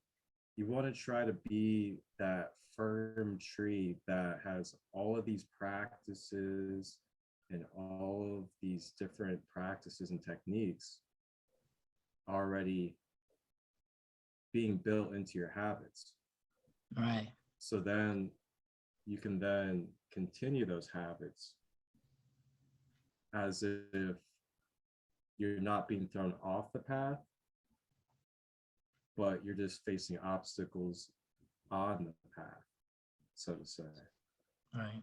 So you keep So doing your path. when you were going through it, when you were in the thick of it, man, were you still able to meditate, and were you still able to, well, Yes. even So in being in all of it, not like, hey, situation, I'm gonna put you on pause to skedaddle, nope. So there is no pause with it for me. It was just more of Right, that's integrating. what I'm saying. It's That's what the fuck integrating. I'm talking about, bro. We can't just pause life. Yeah, it's integrating. It's integrating life.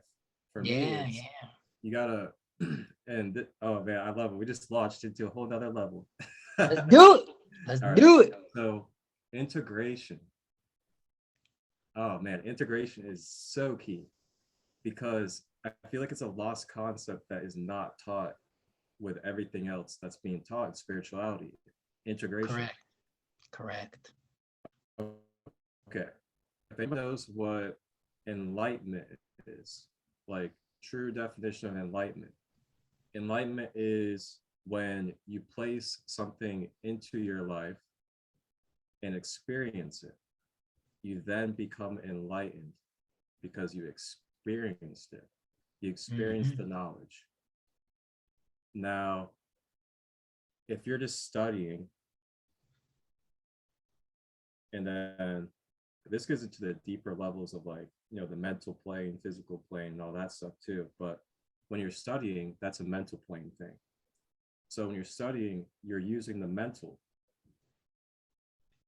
You have to integrate what you take into the mental, then into your physical. That's where practice comes in. Mhm. So in order for you to become enlightened, you have to take what you have studied, the knowledge, through the mind, and then transfer that into your physical life through experience and practice. And that's how you truly become enlightened, because you're being enlightened to the light of it. True, man. Integration Right. is so key. This this bars right there, man. It's like, we can read all these books. I know people like this too. I know people that read books upon books upon books upon books, but they don't practice what they read in the books. They just talk about it. Yeah.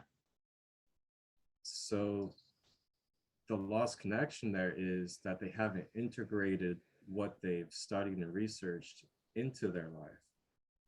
Mhm. Rather, they're just staying stuck in the mental plane with all the knowledge, and they're just talking about it instead of actually aligning that into their life fully.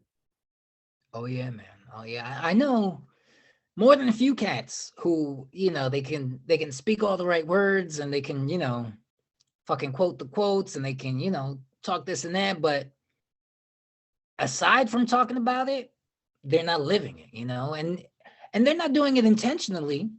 And I may not have a glimpse into their entire life, but there's certain moments in life where you can get a glimpse into somebody's foundation of who they are by the way they act in certain situations, even sometimes by the way they react, in just how they are. And you can see that the way they're being is opposite of the shit they're saying. And I'm just like, but what about all that shit you was just saying though? What happened to all that shit you was just saying? No. Yeah. And, and you know, they'll say it and they'll know the words and they can recite it. They could reference the books and the fucking pages, but their life is spinning in turmoil while they're reposting all of this peace. And Yeah. I try, and to me, man, I've used this example before, and it's like somebody who reads about drawing. And they can tell you, they'd be like, oh, you have to use straight lines. And if you want to soften it, just take away from the pencil. But I don't want to talk about drawing with you. I want to draw with you. Can we draw together? And they're like, well, I can reference to you all the Picasso paintings and the years in which he died. And I'm like, I don't want to talk about art. I want to create art. I want you to take that pencil that you keep talking about and put it to the paper and let's live together drawing and That's let's how I do am. this. And they're like, yeah, well, it works best if you have a ruler to do straight lines. Bitch, stop They talking just about keep talking. drawing Yeah. and get on the paper. Please. I want to draw together. And people just, they don't like to draw, bro. They just they like fucking talking about Van Gogh and all this other shit. And I'm just like, that's See, nice. I'm glad yeah, that we that's have how a I am. reference point. I'm a very big visual learner, like hands-on. Like I love to experience things for myself. Right. Yeah. Once I experience for myself, then I could know like, okay, now I can start like dissecting and like teaching my own self about it, going even further, start Yes. developing my own unique way of doing it, all that Right. good stuff. Right.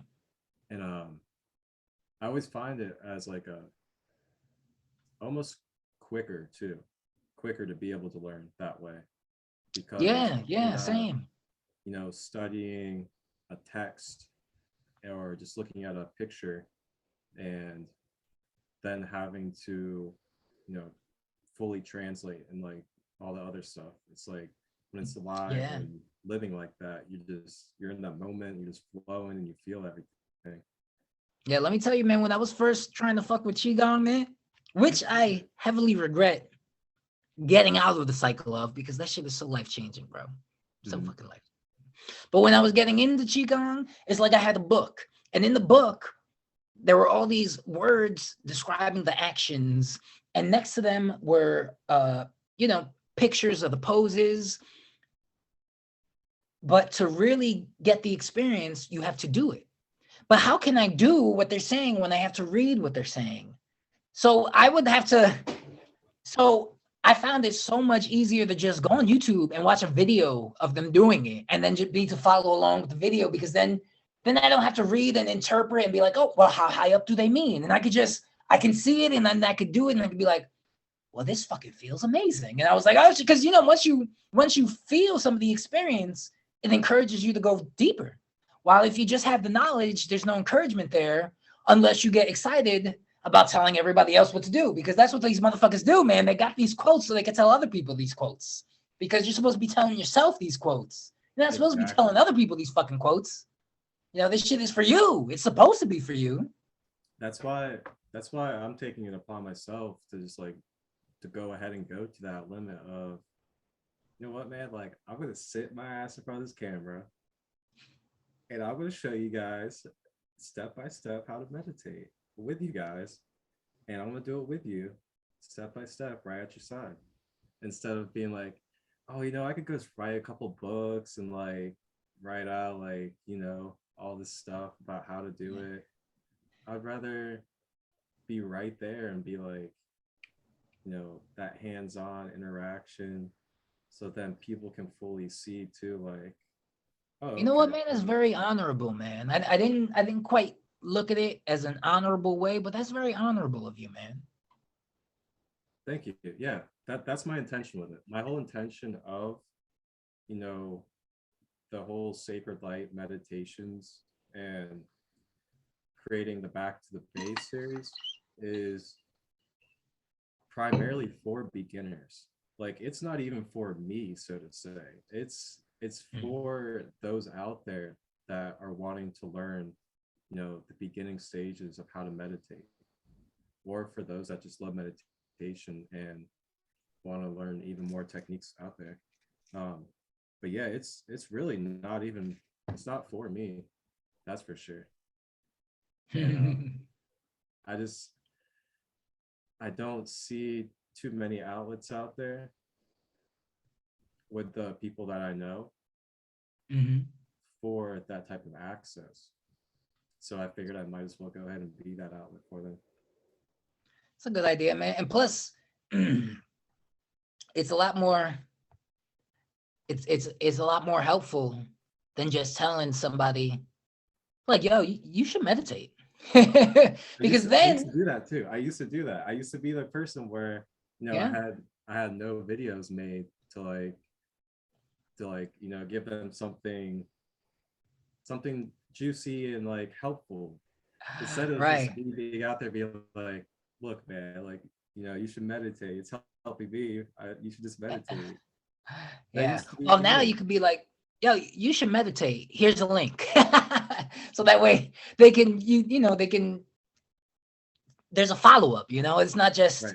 because And it can come across a little bit like high and mighty, be like, huh, look at you, so full of bullshit. You need to cleanse your bullshit and meditate. Now you can be like, listen, man, I think this might help you. Here, click the link. Click on some help. yeah, and usually with every interaction I make, I'm usually connecting and like having fun and like really connecting and getting to know that person too.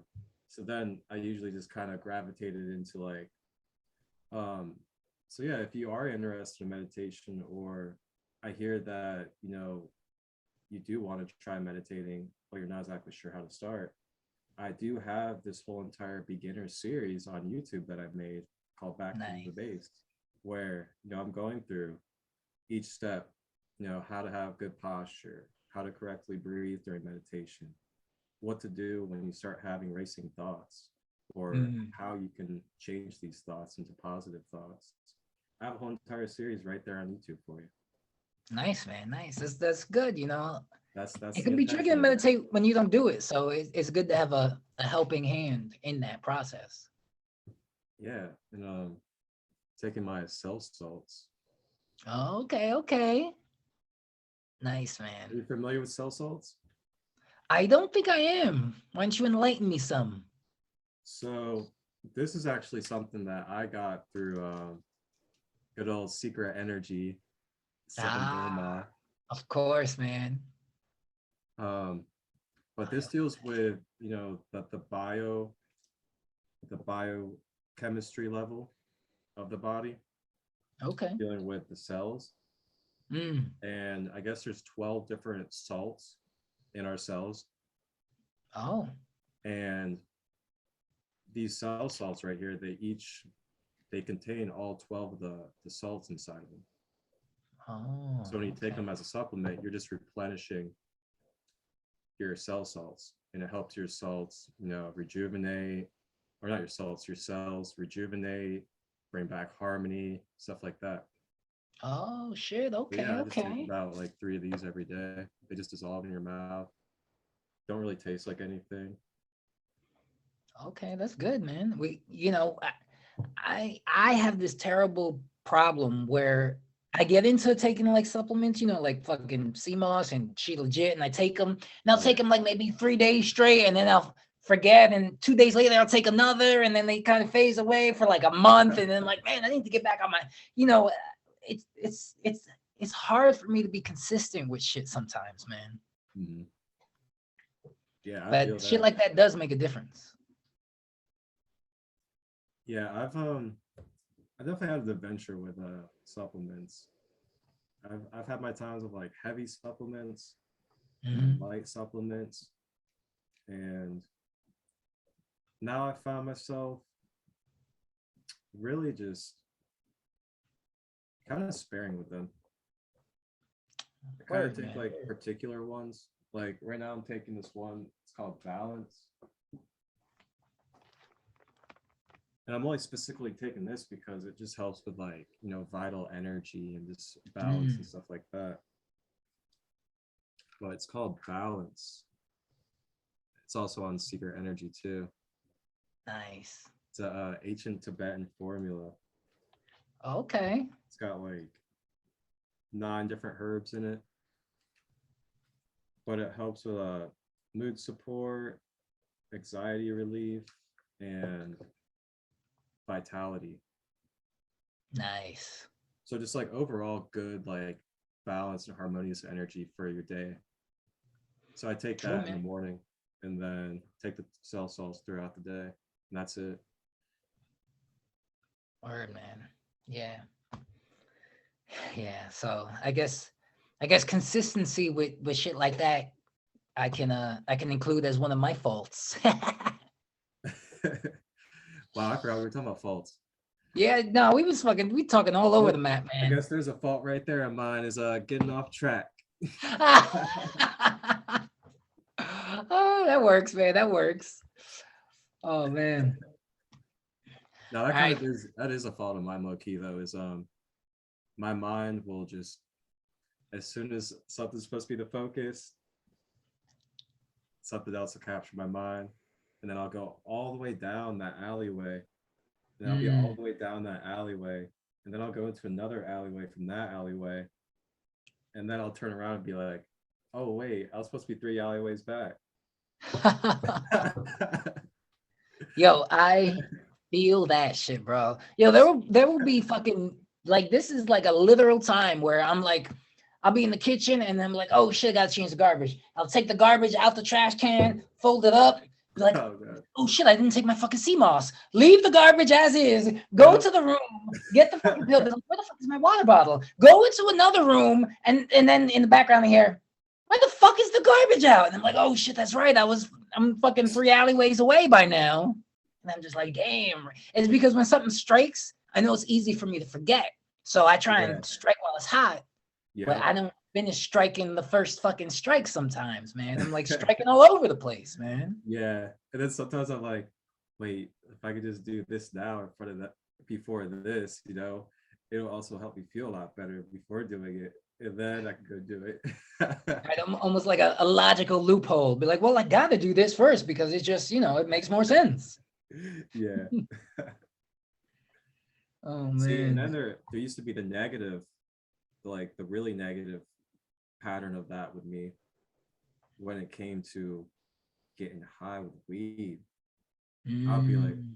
oh wait, I got time to go smoke this blunt before I go to the store, like, oh, I need to go do this before I go to the store or go to see bed. And it's like that's Yeah. that like really, I guess you could kind of say toxic side of that pattern Right. is Yeah. Where you when you get a start little too thinking like that. comfortable. Yeah. Yeah, I've been there, man. Been there And that plenty got of me in times, some bro. heavy places. Heavy places like behind bars. That sounds pretty heavy. That sounds pretty heavy. Hefty. Ah, But I took all that heaviness and I walked in it and I looked around in all that heaviness and I did not want to give up on who I was. nice, man. And I looked around at all those people and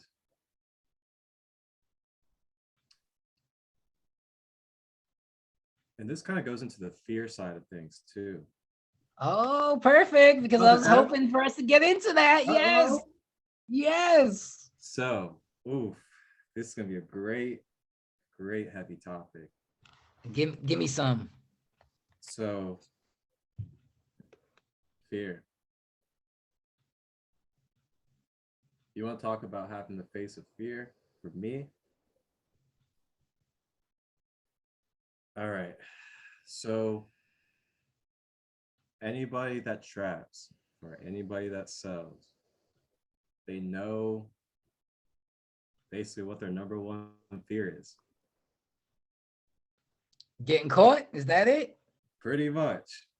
The number one fear is definitely getting set up by the cops. That's why you Right. think Right. everybody's a cop. So that fear right there, I had to face that fear in actuality Oh, damn. because I got set up by an Oh, informant. oof. back in 2014. Mm. When it happened, after it happened, were you like, fuck, I should have known? Or did you have an inkling, but you kind of like passed on it? Was there any, what was it like? Okay. So I had sold to the guy a couple of times and it was just normal. Life was just going on.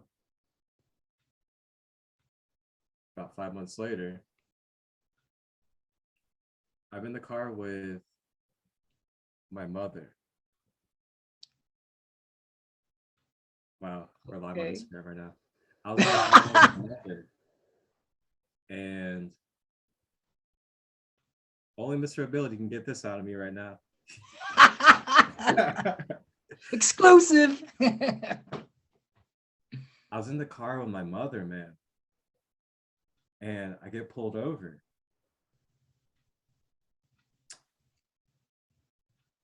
They asked me to get out of the car. I'm like,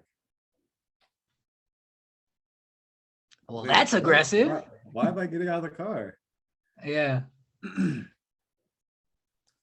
like, we just need you to get out of the car. And I'm like, okay. I mean, I'm not gonna like cause a scene, my mother in the car and stuff. Right, But, like, I right. got out of the car and he pulls his handcuffs out and tells me to put my hands on the car. And I'm like, oh, damn, what's going on here? And Damn. Plot twist.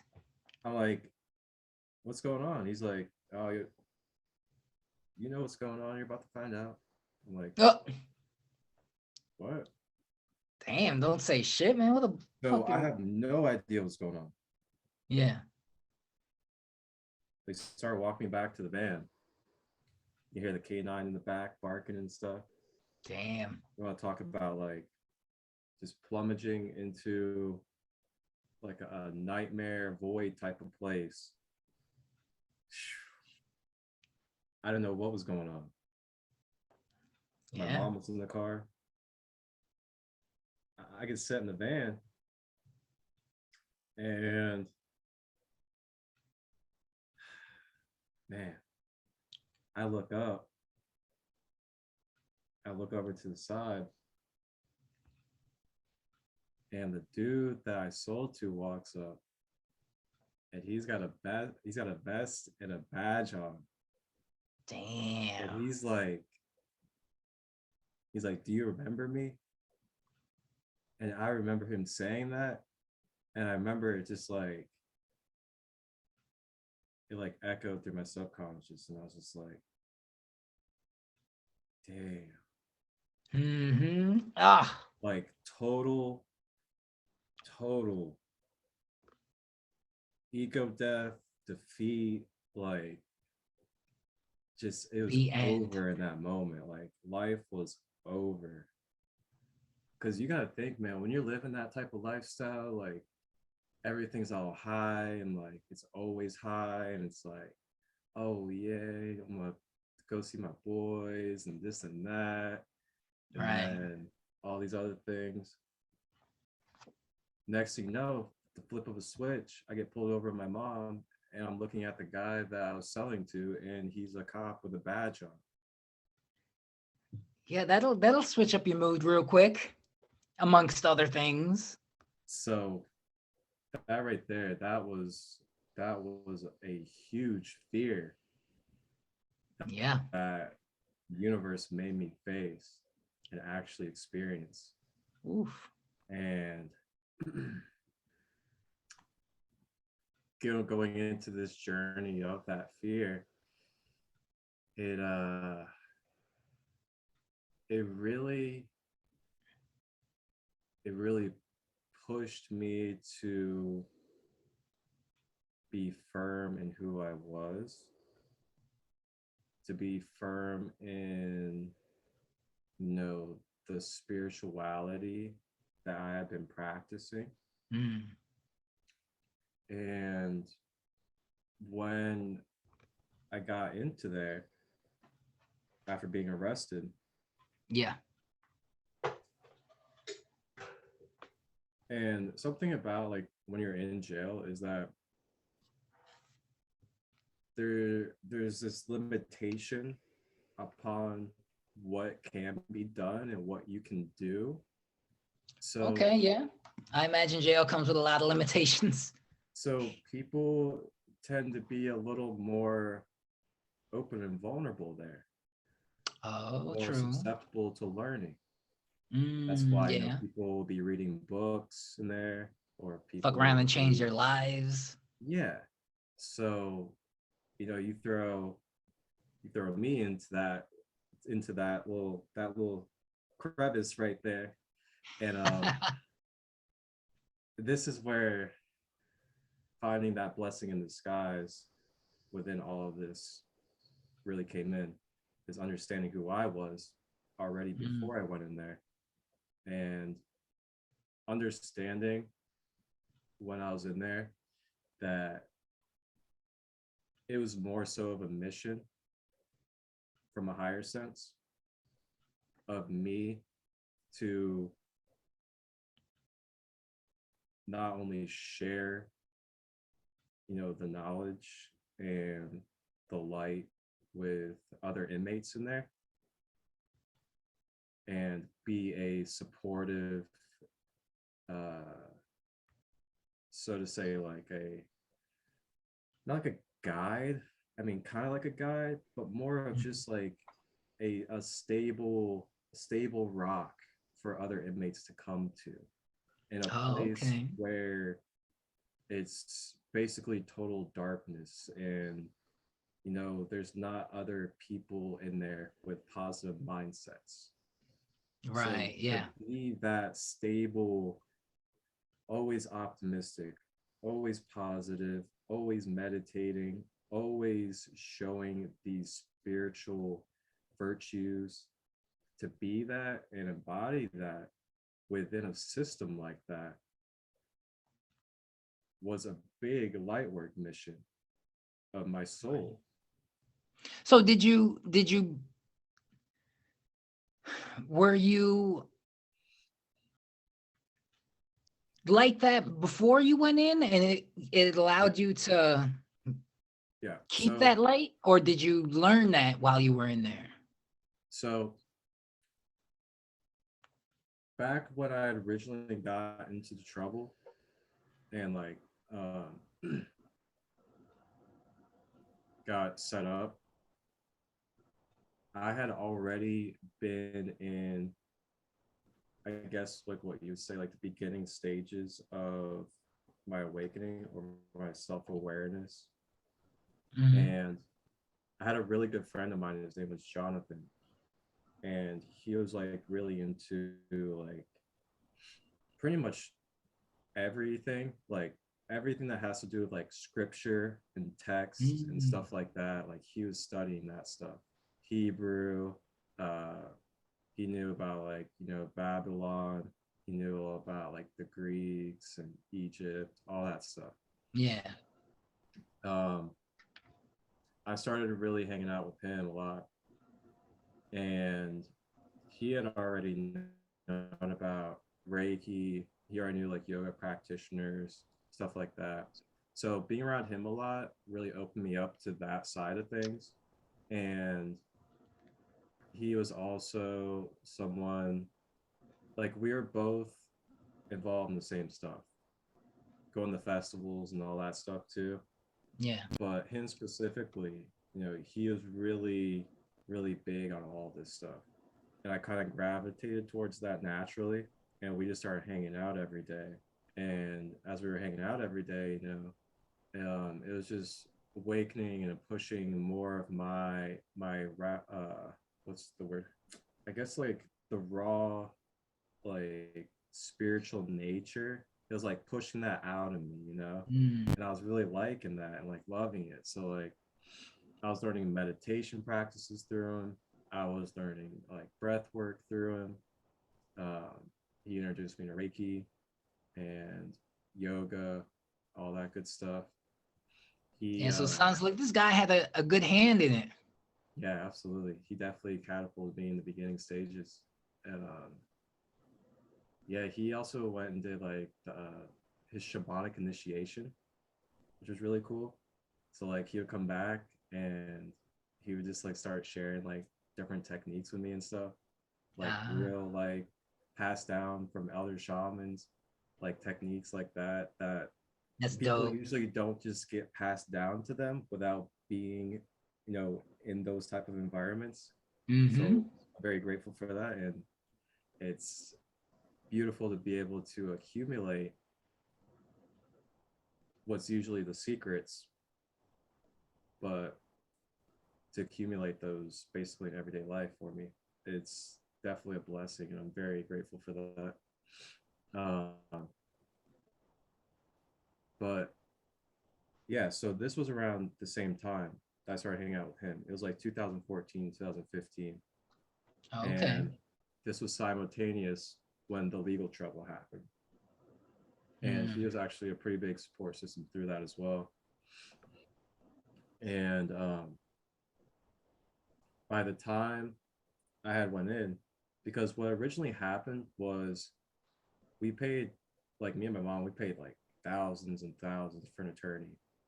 Mm. And what ended up happening was they basically leaded it to where it was me having to deal with a addiction issue.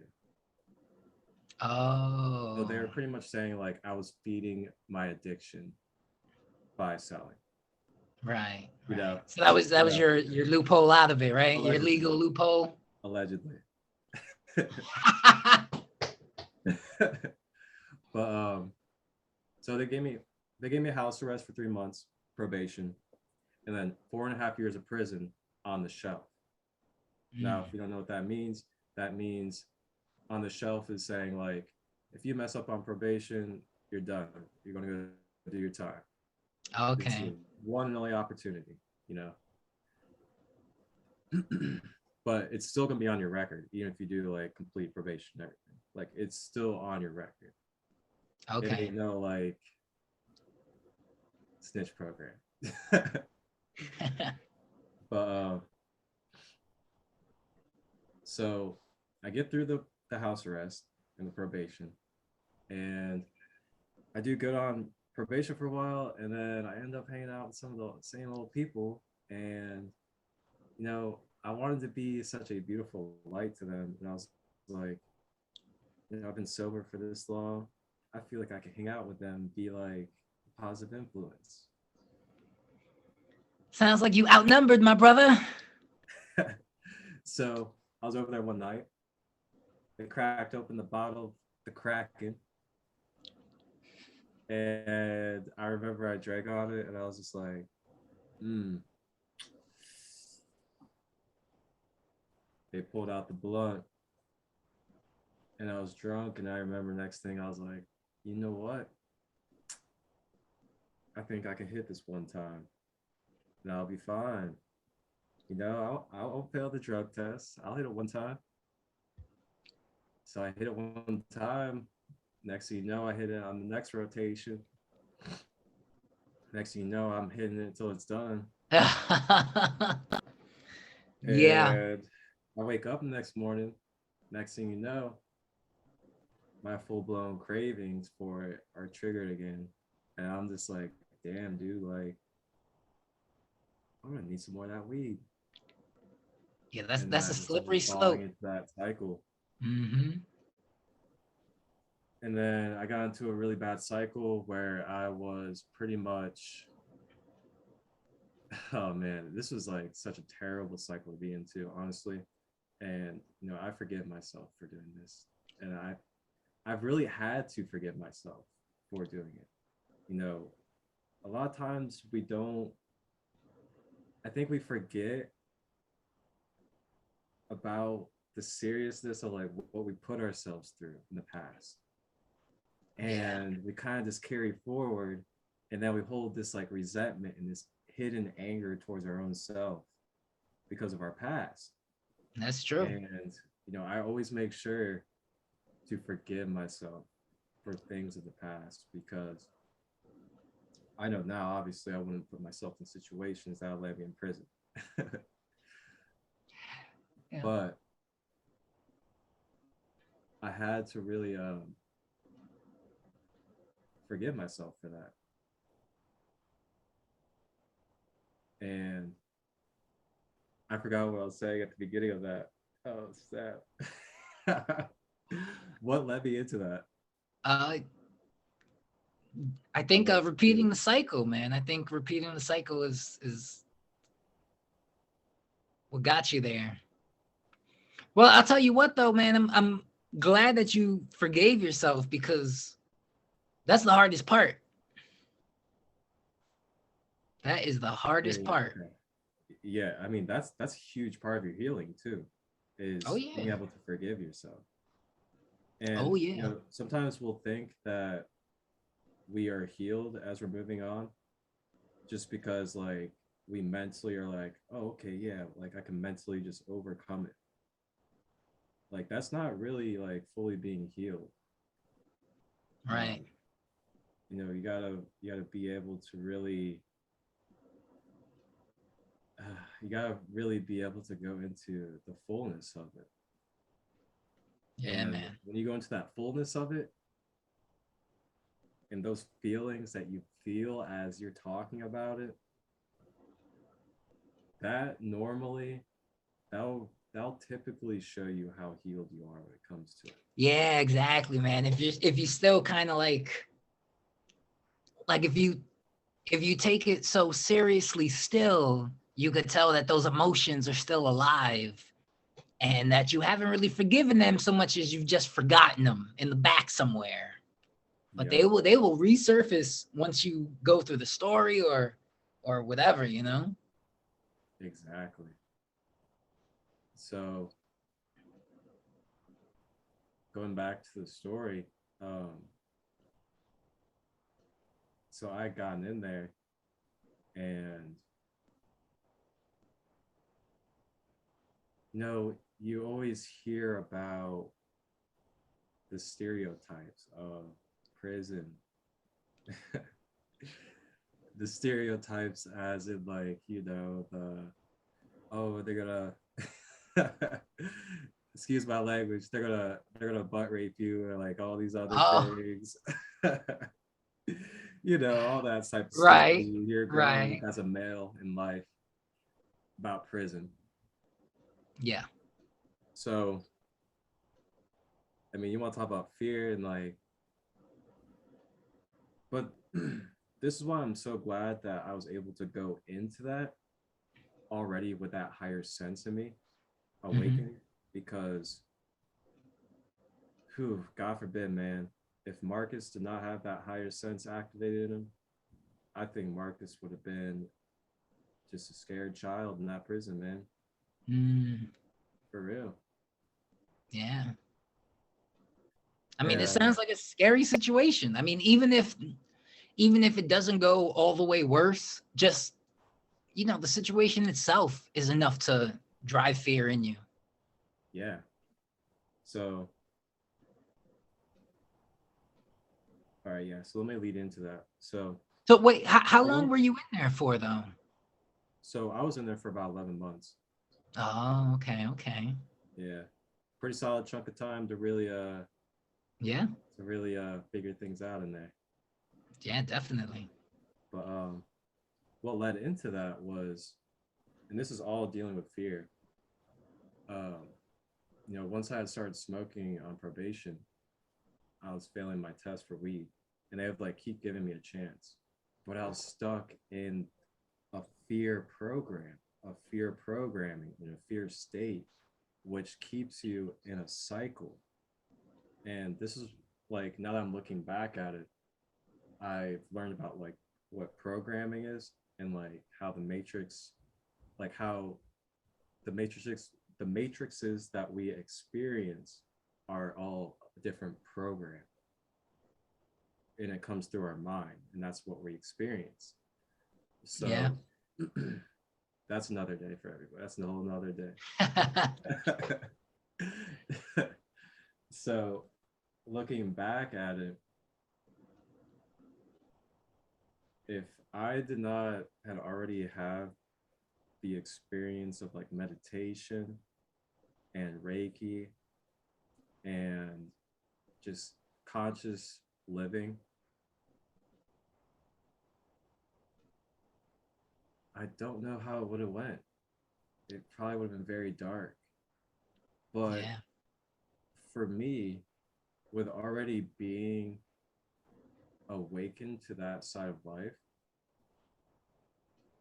I was I went into it and it was more of an observer feeling. Mm. It was like this, I don't want to say detached because like, I was fully like sensing and aware of where I was. But like consciously though, it was more of like an observing going through a ride type of experience. Almost out of body, like, I bet. Yeah, and what I really have found was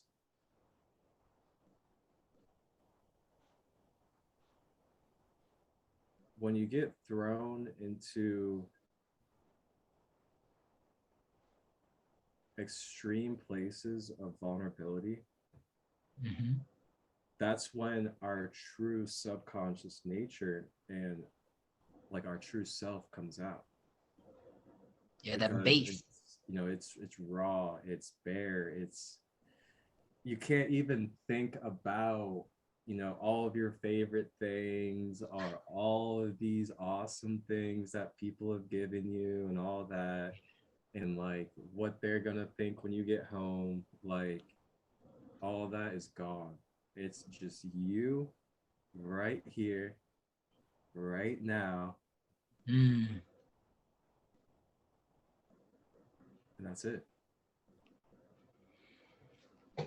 Yeah, that shit'll change your perspective, I'm sure, or strengthen it. So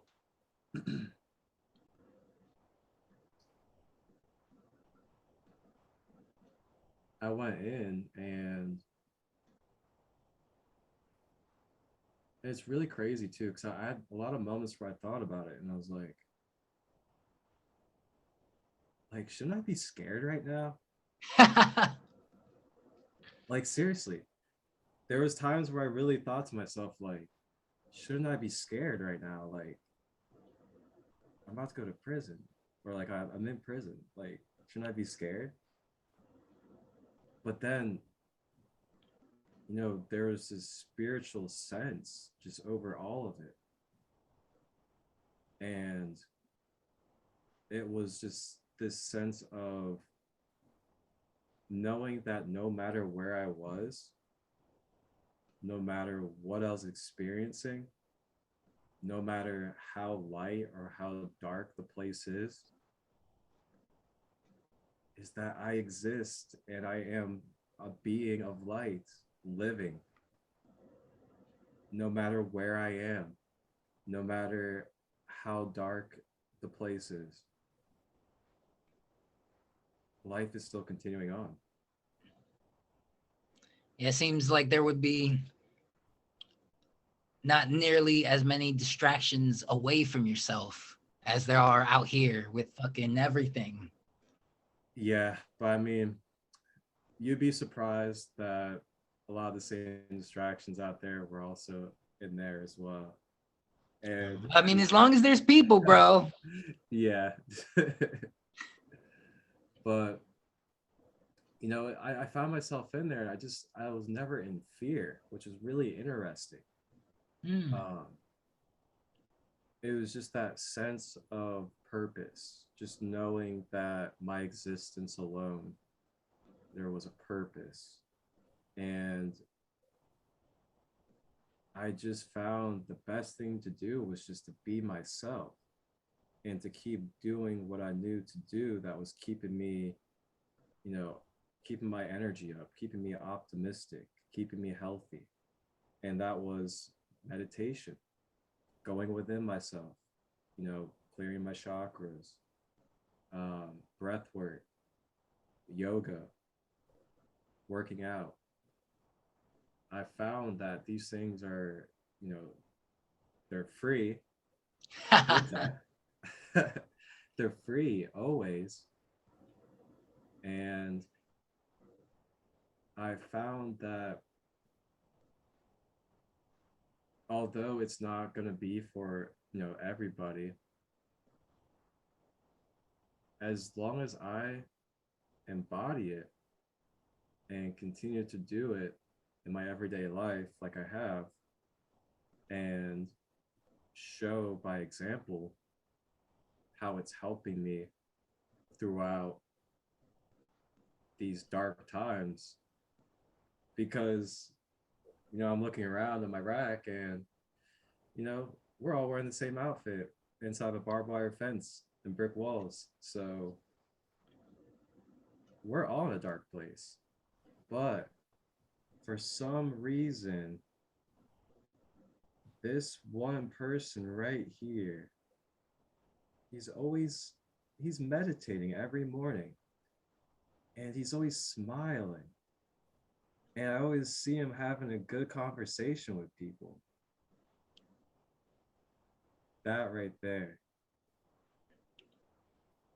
that's why I just continue to keep doing what I'm doing, and I share it with everybody, because yeah, it's not common, not everybody's doing it, but it stands out in a way that it's gonna bring light to people. Yeah, and it seems like that was a very dire need of light type of place. Exactly. So I found myself still every morning, basically, going within myself, meditating, balancing all my chakras without a guided meditation. Because before that, I'll do guided meditations every morning. Still do to this day, actually. Just did this morning. I do a chakra balance meditation. And I still find myself doing that in there. So it's like having those healthy habits already. I was able to be like, I can integrate these healthy habits into being in here because they're free. I don't need any resources besides my own self, my own spirit, and what God gave me. So I continued to work on meditation, and then I would write down like, I'd draw out like diagrams of like the human body with the chakra centers for people, so they knew like where each chakra was. And then I'll write down like, this is the root chakra, this helps with this, the color's red, and all this stuff. I would like full on like, basic stuff for us that Yeah. are advanced. But for in there, it gave me an opportunity to give back what I have been learning and doing, and has helped me become so optimistic and positive throughout my time being there. And that really gravitated a lot of them towards me, because in there, that's what they're looking for. They're looking for that optimism. They're looking for that hope. 'Cause, some of them are going to be in there for about, 10 years or so. Yeah. And here's another human thing about this, the reality of prison. And I think it's a forgotten thing, is we're still human. Like, the people that are in prison are not just they're not just labels of prisoners. Like, each one's a human being that is experiencing, that contains a heart and makes mistakes as well. Mm-hmm. So, you know,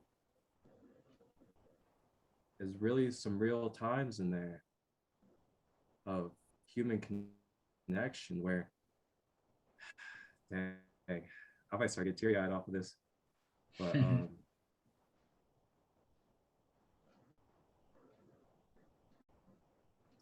know, there's times of connecting with people that's their life. And you know, to connect with another human being that that needs it. had made one experience in their life, one choice in their life, and that one experience and choice altered them to have to stay in prison for the rest of their life. Um, it really means not just a lot, but it means their life to be able to come across an optimistic and positive young man that's inside of prison. Right. That you know also will be getting out with a bright future ahead of them. Right. So yeah, just come across those type of real raw human connections in there also is a big inspiration and boost to continue on the path that I'm on and to keep doing what I'm doing to this day, which is why it's even amplified even more to why I want to do what I'm doing, is to reach, you know, these type of people, reach everyone, and Yeah, I feel you, to man. show that genuineness, that raw human nature that's within all of us, and break down the barriers and just connect the communities all together.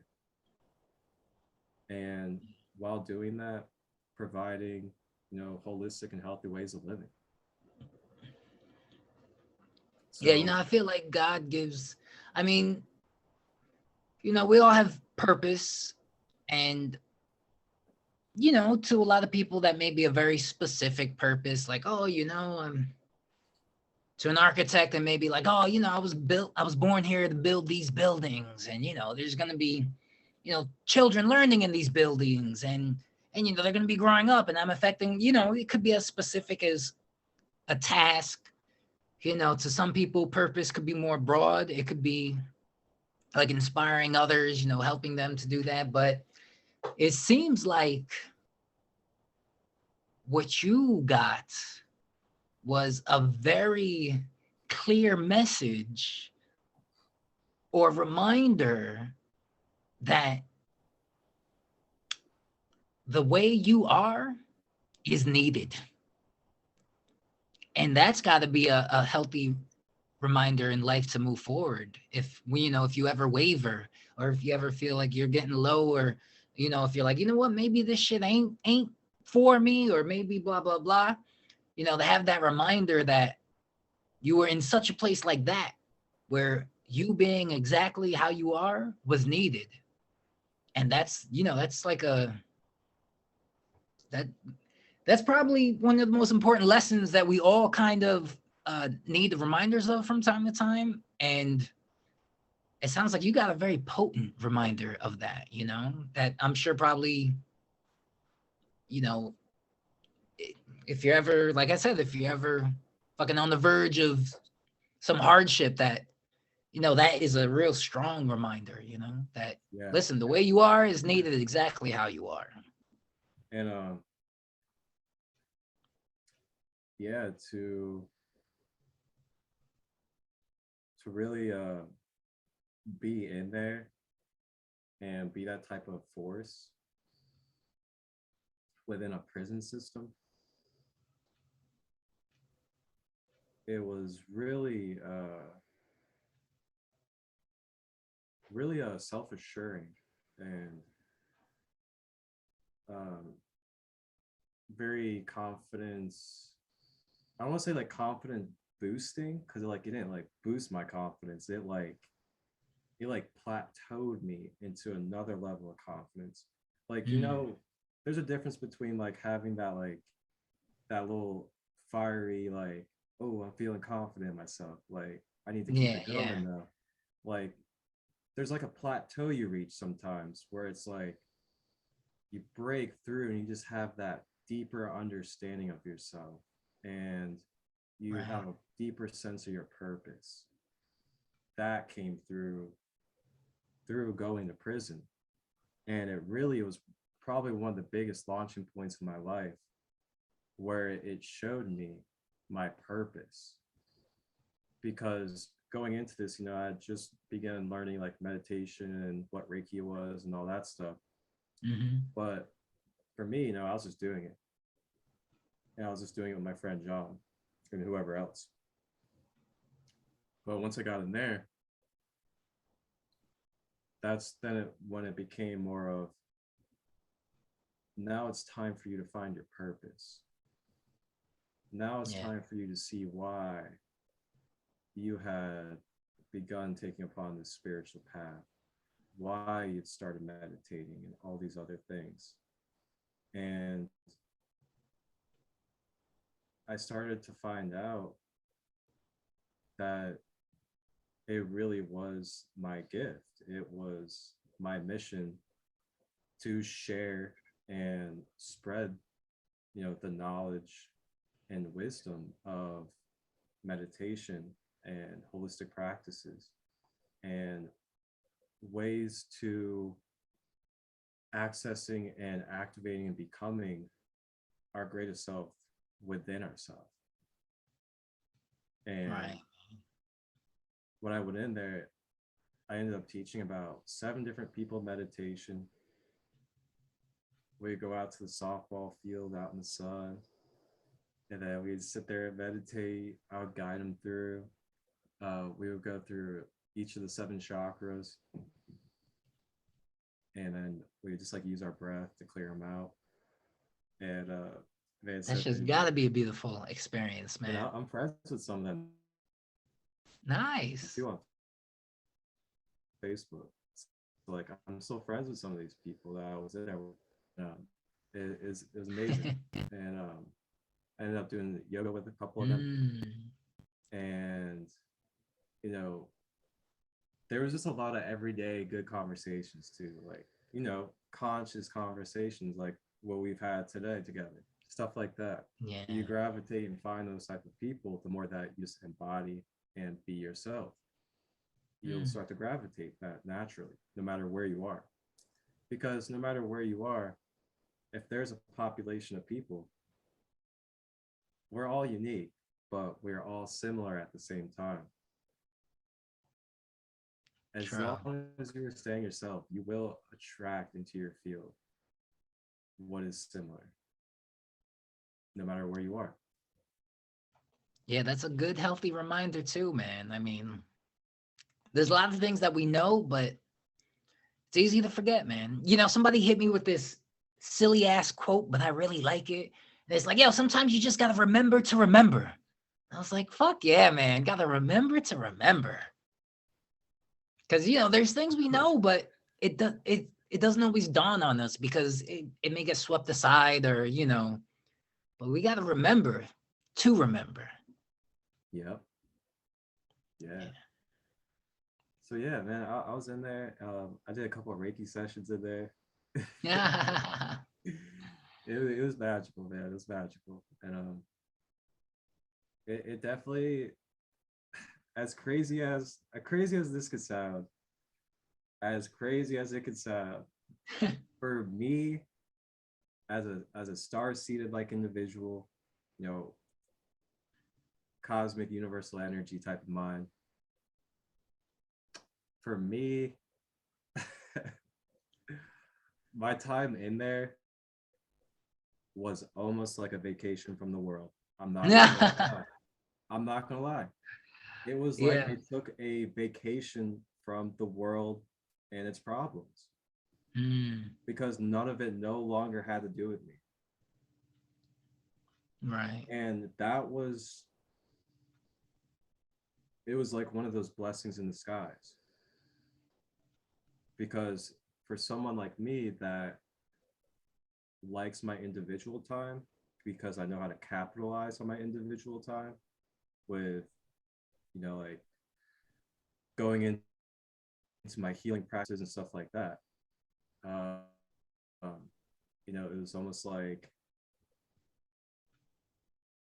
a it was almost like a little treat in a way when it came to my soul. You know, Yeah. it's like you don't have to focus on all of the stuff. You don't have to focus on a job. You don't have to focus on where you're gonna live. You don't have to focus on all these other things. So like on a soul level, it Hmm. was like a retreat for my soul. That But is a very interesting perspective on it. on the And you hear a physical, lot of people change their lives there. So I doubt you're alone in feeling that way, so on the physical, mental, and emotional level, though, it was definitely not a vacation. Ah, My soul is up there, like, oh yeah, yeah, here we are. We're the deepest now. ah. And I'm just sitting there like, damn, dude, I gotta be so serious right now. But as time went on, I figured out that I didn't have to be that serious, you know? And it was good to be that fun light in there. And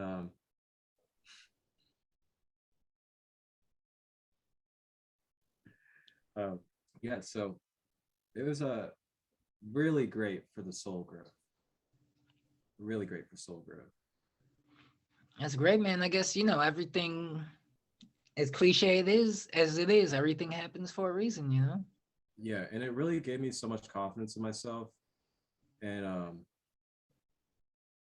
not just myself, but also in holistic practices and Hmm. just the whole entire, like, just the energy of, you know, all that, the ancient practices and everything. I don't know what you'd Right, really even right. call that if you had to like put it into one term, but it gave me a really clarifying faith within, our ancestors' practices and everything that are kind of getting pushed to the side and getting labeled as alternative and all these other things. Yeah. And it really brought rejuvenation to me and showed me that if I can do this and here, which is like the lowest of low, like the darkest of dark places, all by Mhm. myself with no friends, no family, what can I do out there Hmm. when I'm in support of friends and family and a lighter, not as dark environment?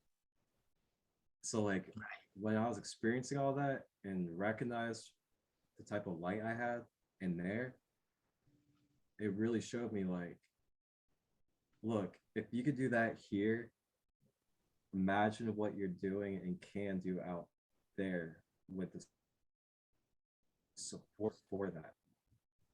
And then ever since then, that was when I got Reiki certified. I started Sacred Light Healing and Wellness. And then I started Sacred Light Conversations. And you were the first one that actually hopped on that Sacred Light conversation for the Yin and Yang episode. And yeah, then ever since, it's the podcast and then all these other things. So yeah. That's good, man. Beautiful direction to move in, man. I can't wait for even more, man. Even more. Yeah, that's the wonderful part, man. It always feels like it's just starting. Hmm. Always feels like it's just starting. Well, that's beautiful, man. It sounds like you conquered that fear, my brother. Ah, God, dude. Honestly, like create that fear was almost like, so let's see.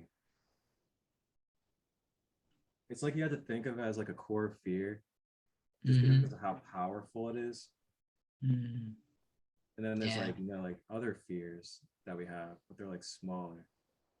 yeah. They're like side But this one fears. fear right here is like, yeah, that's the fear that we're always like dealing with. Yeah. It's like if I got to deal with anyone, let them be the small ones. I can't handle that beast. Yep. So when I had to handle the beast and I slayed the beast and I meditated on the beast, it really showed me that there was literally no man and nothing in this world for me to fear. And ever Blessings, man. since Blessings. then, I have not lived in fear. And I can't exactly explain that. It's more of one of those, me and source, me and God type of relationships where I experienced that and it relinquished my fear programming inside me. So Yes. I really don't fear anything in this world anymore. I don't fear people either, because I had a fear of people before that. Being a Mm. star seed in this world, um, just being empathic, being highly sensitive, you fear, all the bombardments of energies coming in on you, all the judgment, all the other stuff.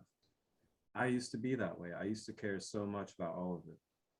So I'd shrink myself in, be quiet all the time, and all that. But then, I got thrown into there, and it was Mm. like, oh shit, okay. Yeah. Real different, How man. Real different. how do I how do I still be that, but be firm in that? And then firm as in like, this is who I am, take it or leave it type of firm. Right. Stand your ground in a way. And that was what really, came out during that process was, you know, it's not about becoming that toxic masculine with your energy. It's not about being like, oh, I'm here now. I need to, fit in with the prison stereotype and start acting all tough and all these other things now. It Hmm. was more of, nah, be aggressive, but aggressive in the sense of with yourself, that this is who I am. Right. And I'm going to embody that and be who I am. And you can take it or leave it, Yeah, man. especially if you know, Very simplistic way, you know? that the way that you carry yourself respects others, Hmm. and you don't disrespect people and stuff like that. When you can carry that and embody that in places like prison, people respect that. Right. People Yeah. honor that. Word. Well, my brother, Hey, don't even go for it. I, I, I got a good maybe 7 minutes left before cause yeah, I'm at work and I'm about to be not at work no more, which is a good way to spend work, man. Like this has been a great way to spend work. Oh yeah, this could work, bro. Putting that spirit work in. Thank you for yeah, man. Thank you for really pulling this out of me.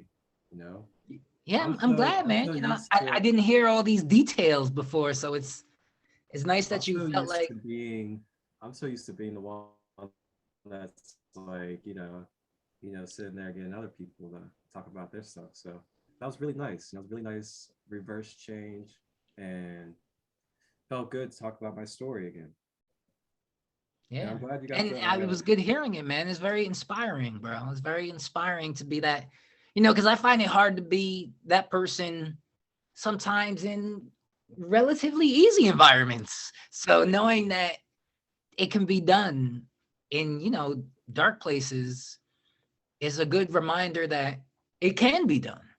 exactly, which leads to now and why I'm like, I'm doing what I'm doing with the sacred light stuff and making these videos, is because, I'm not just like, I'm not like some false prophet out here that's just like trying to talk about all these things and say things. Like, these things that I'm sharing, these are things that I have brought into my life through spirit during some of the hardest and most toughest places that anybody could go through. And I made those times look almost casual or Mm. positive because of the practices and the habits that I developed and all the other information that I'm trying to spread every single day through my social media to people. And that's why I do what I'm doing. It has nothing to do about attention. It has nothing to do with Crystal Light 33. It really has nothing to do with any of that stuff. It's just about sharing what has helped me be able to get through the toughest and most darkest times of life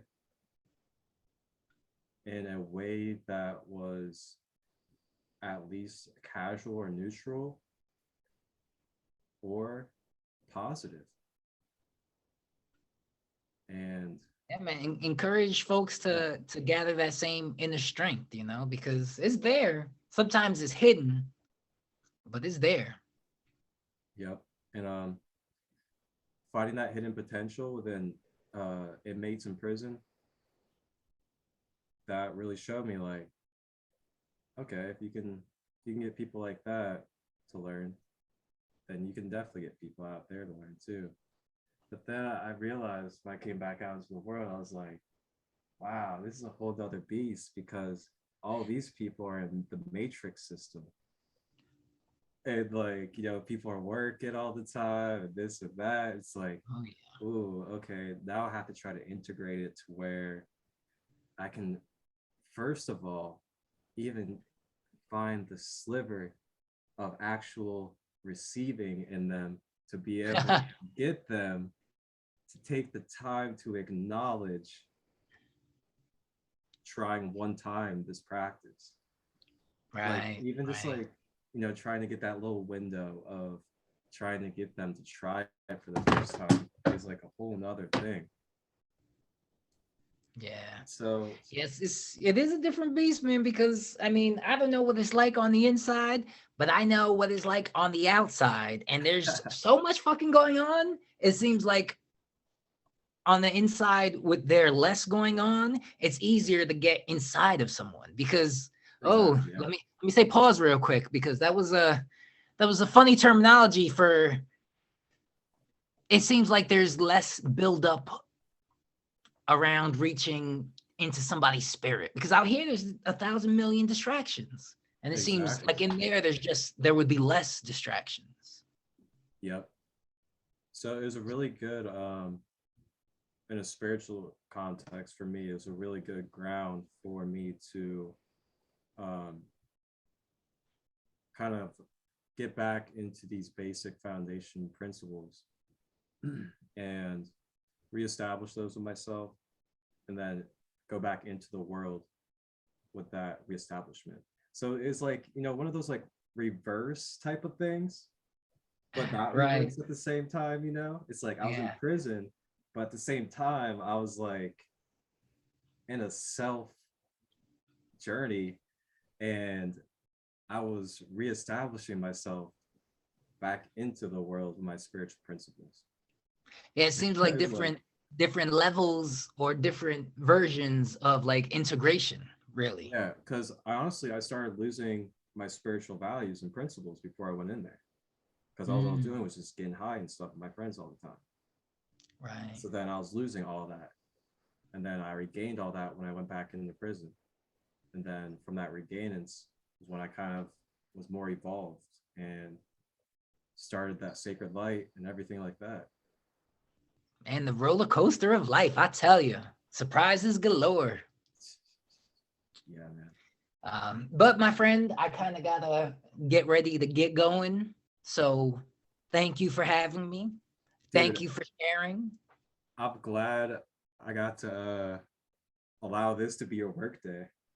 Hell yeah, man. That is Hell awesome. yeah. Thank you for Oh yeah, man. thank you for your time, man. I appreciate you and thank you for asking these questions and getting this out and listening to me. It's Yeah, very that's nice. what I like, man. I know it's it's Mr. Ability, but the ability is short for vulnerability because I want that juice. Oh, Let me get this insides, man. Let me get those hearts to spill, bro. That's what I like, man. I like when people are they just put it all out on the table. So I I appreciate you like that, man. for It was putting a that good out on the table. it was a good build up too, because at first I was kind of like, you were trying to get me with the questions. I was like, eh. And then once we got into the story, that was when it got in there. You know, these things they happen organically, man. You know, but Exactly. you have to leave room for them to exist in, you know. So you gotta it's a balance, man. It's a balance of not forcing it, but not forgetting it, you know. Exactly, man. And I can't wait. This is gonna be on YouTube as well, so Yes, I'm with it. oh, Link me, brother. Link it's gonna be me. juicy. All right, man. I'm gonna skedaddle my ass out of here. Thank you, bro. Peace, blessings, love, and until next time, man. Until next time. Maybe next time we can have a fucking freestyle joint, bro. Uh-oh, you hear that, guys? A Oh yeah. freestyle joy. You know Oh what that yeah. means? All uh, right, brother man. all right, man. I Enjoy love the you. rest of your day, bro. I love you and appreciate you, man. Ditto, kiddo. I fucking love you, man. Take it easy, Enjoy my your day. bro. You too.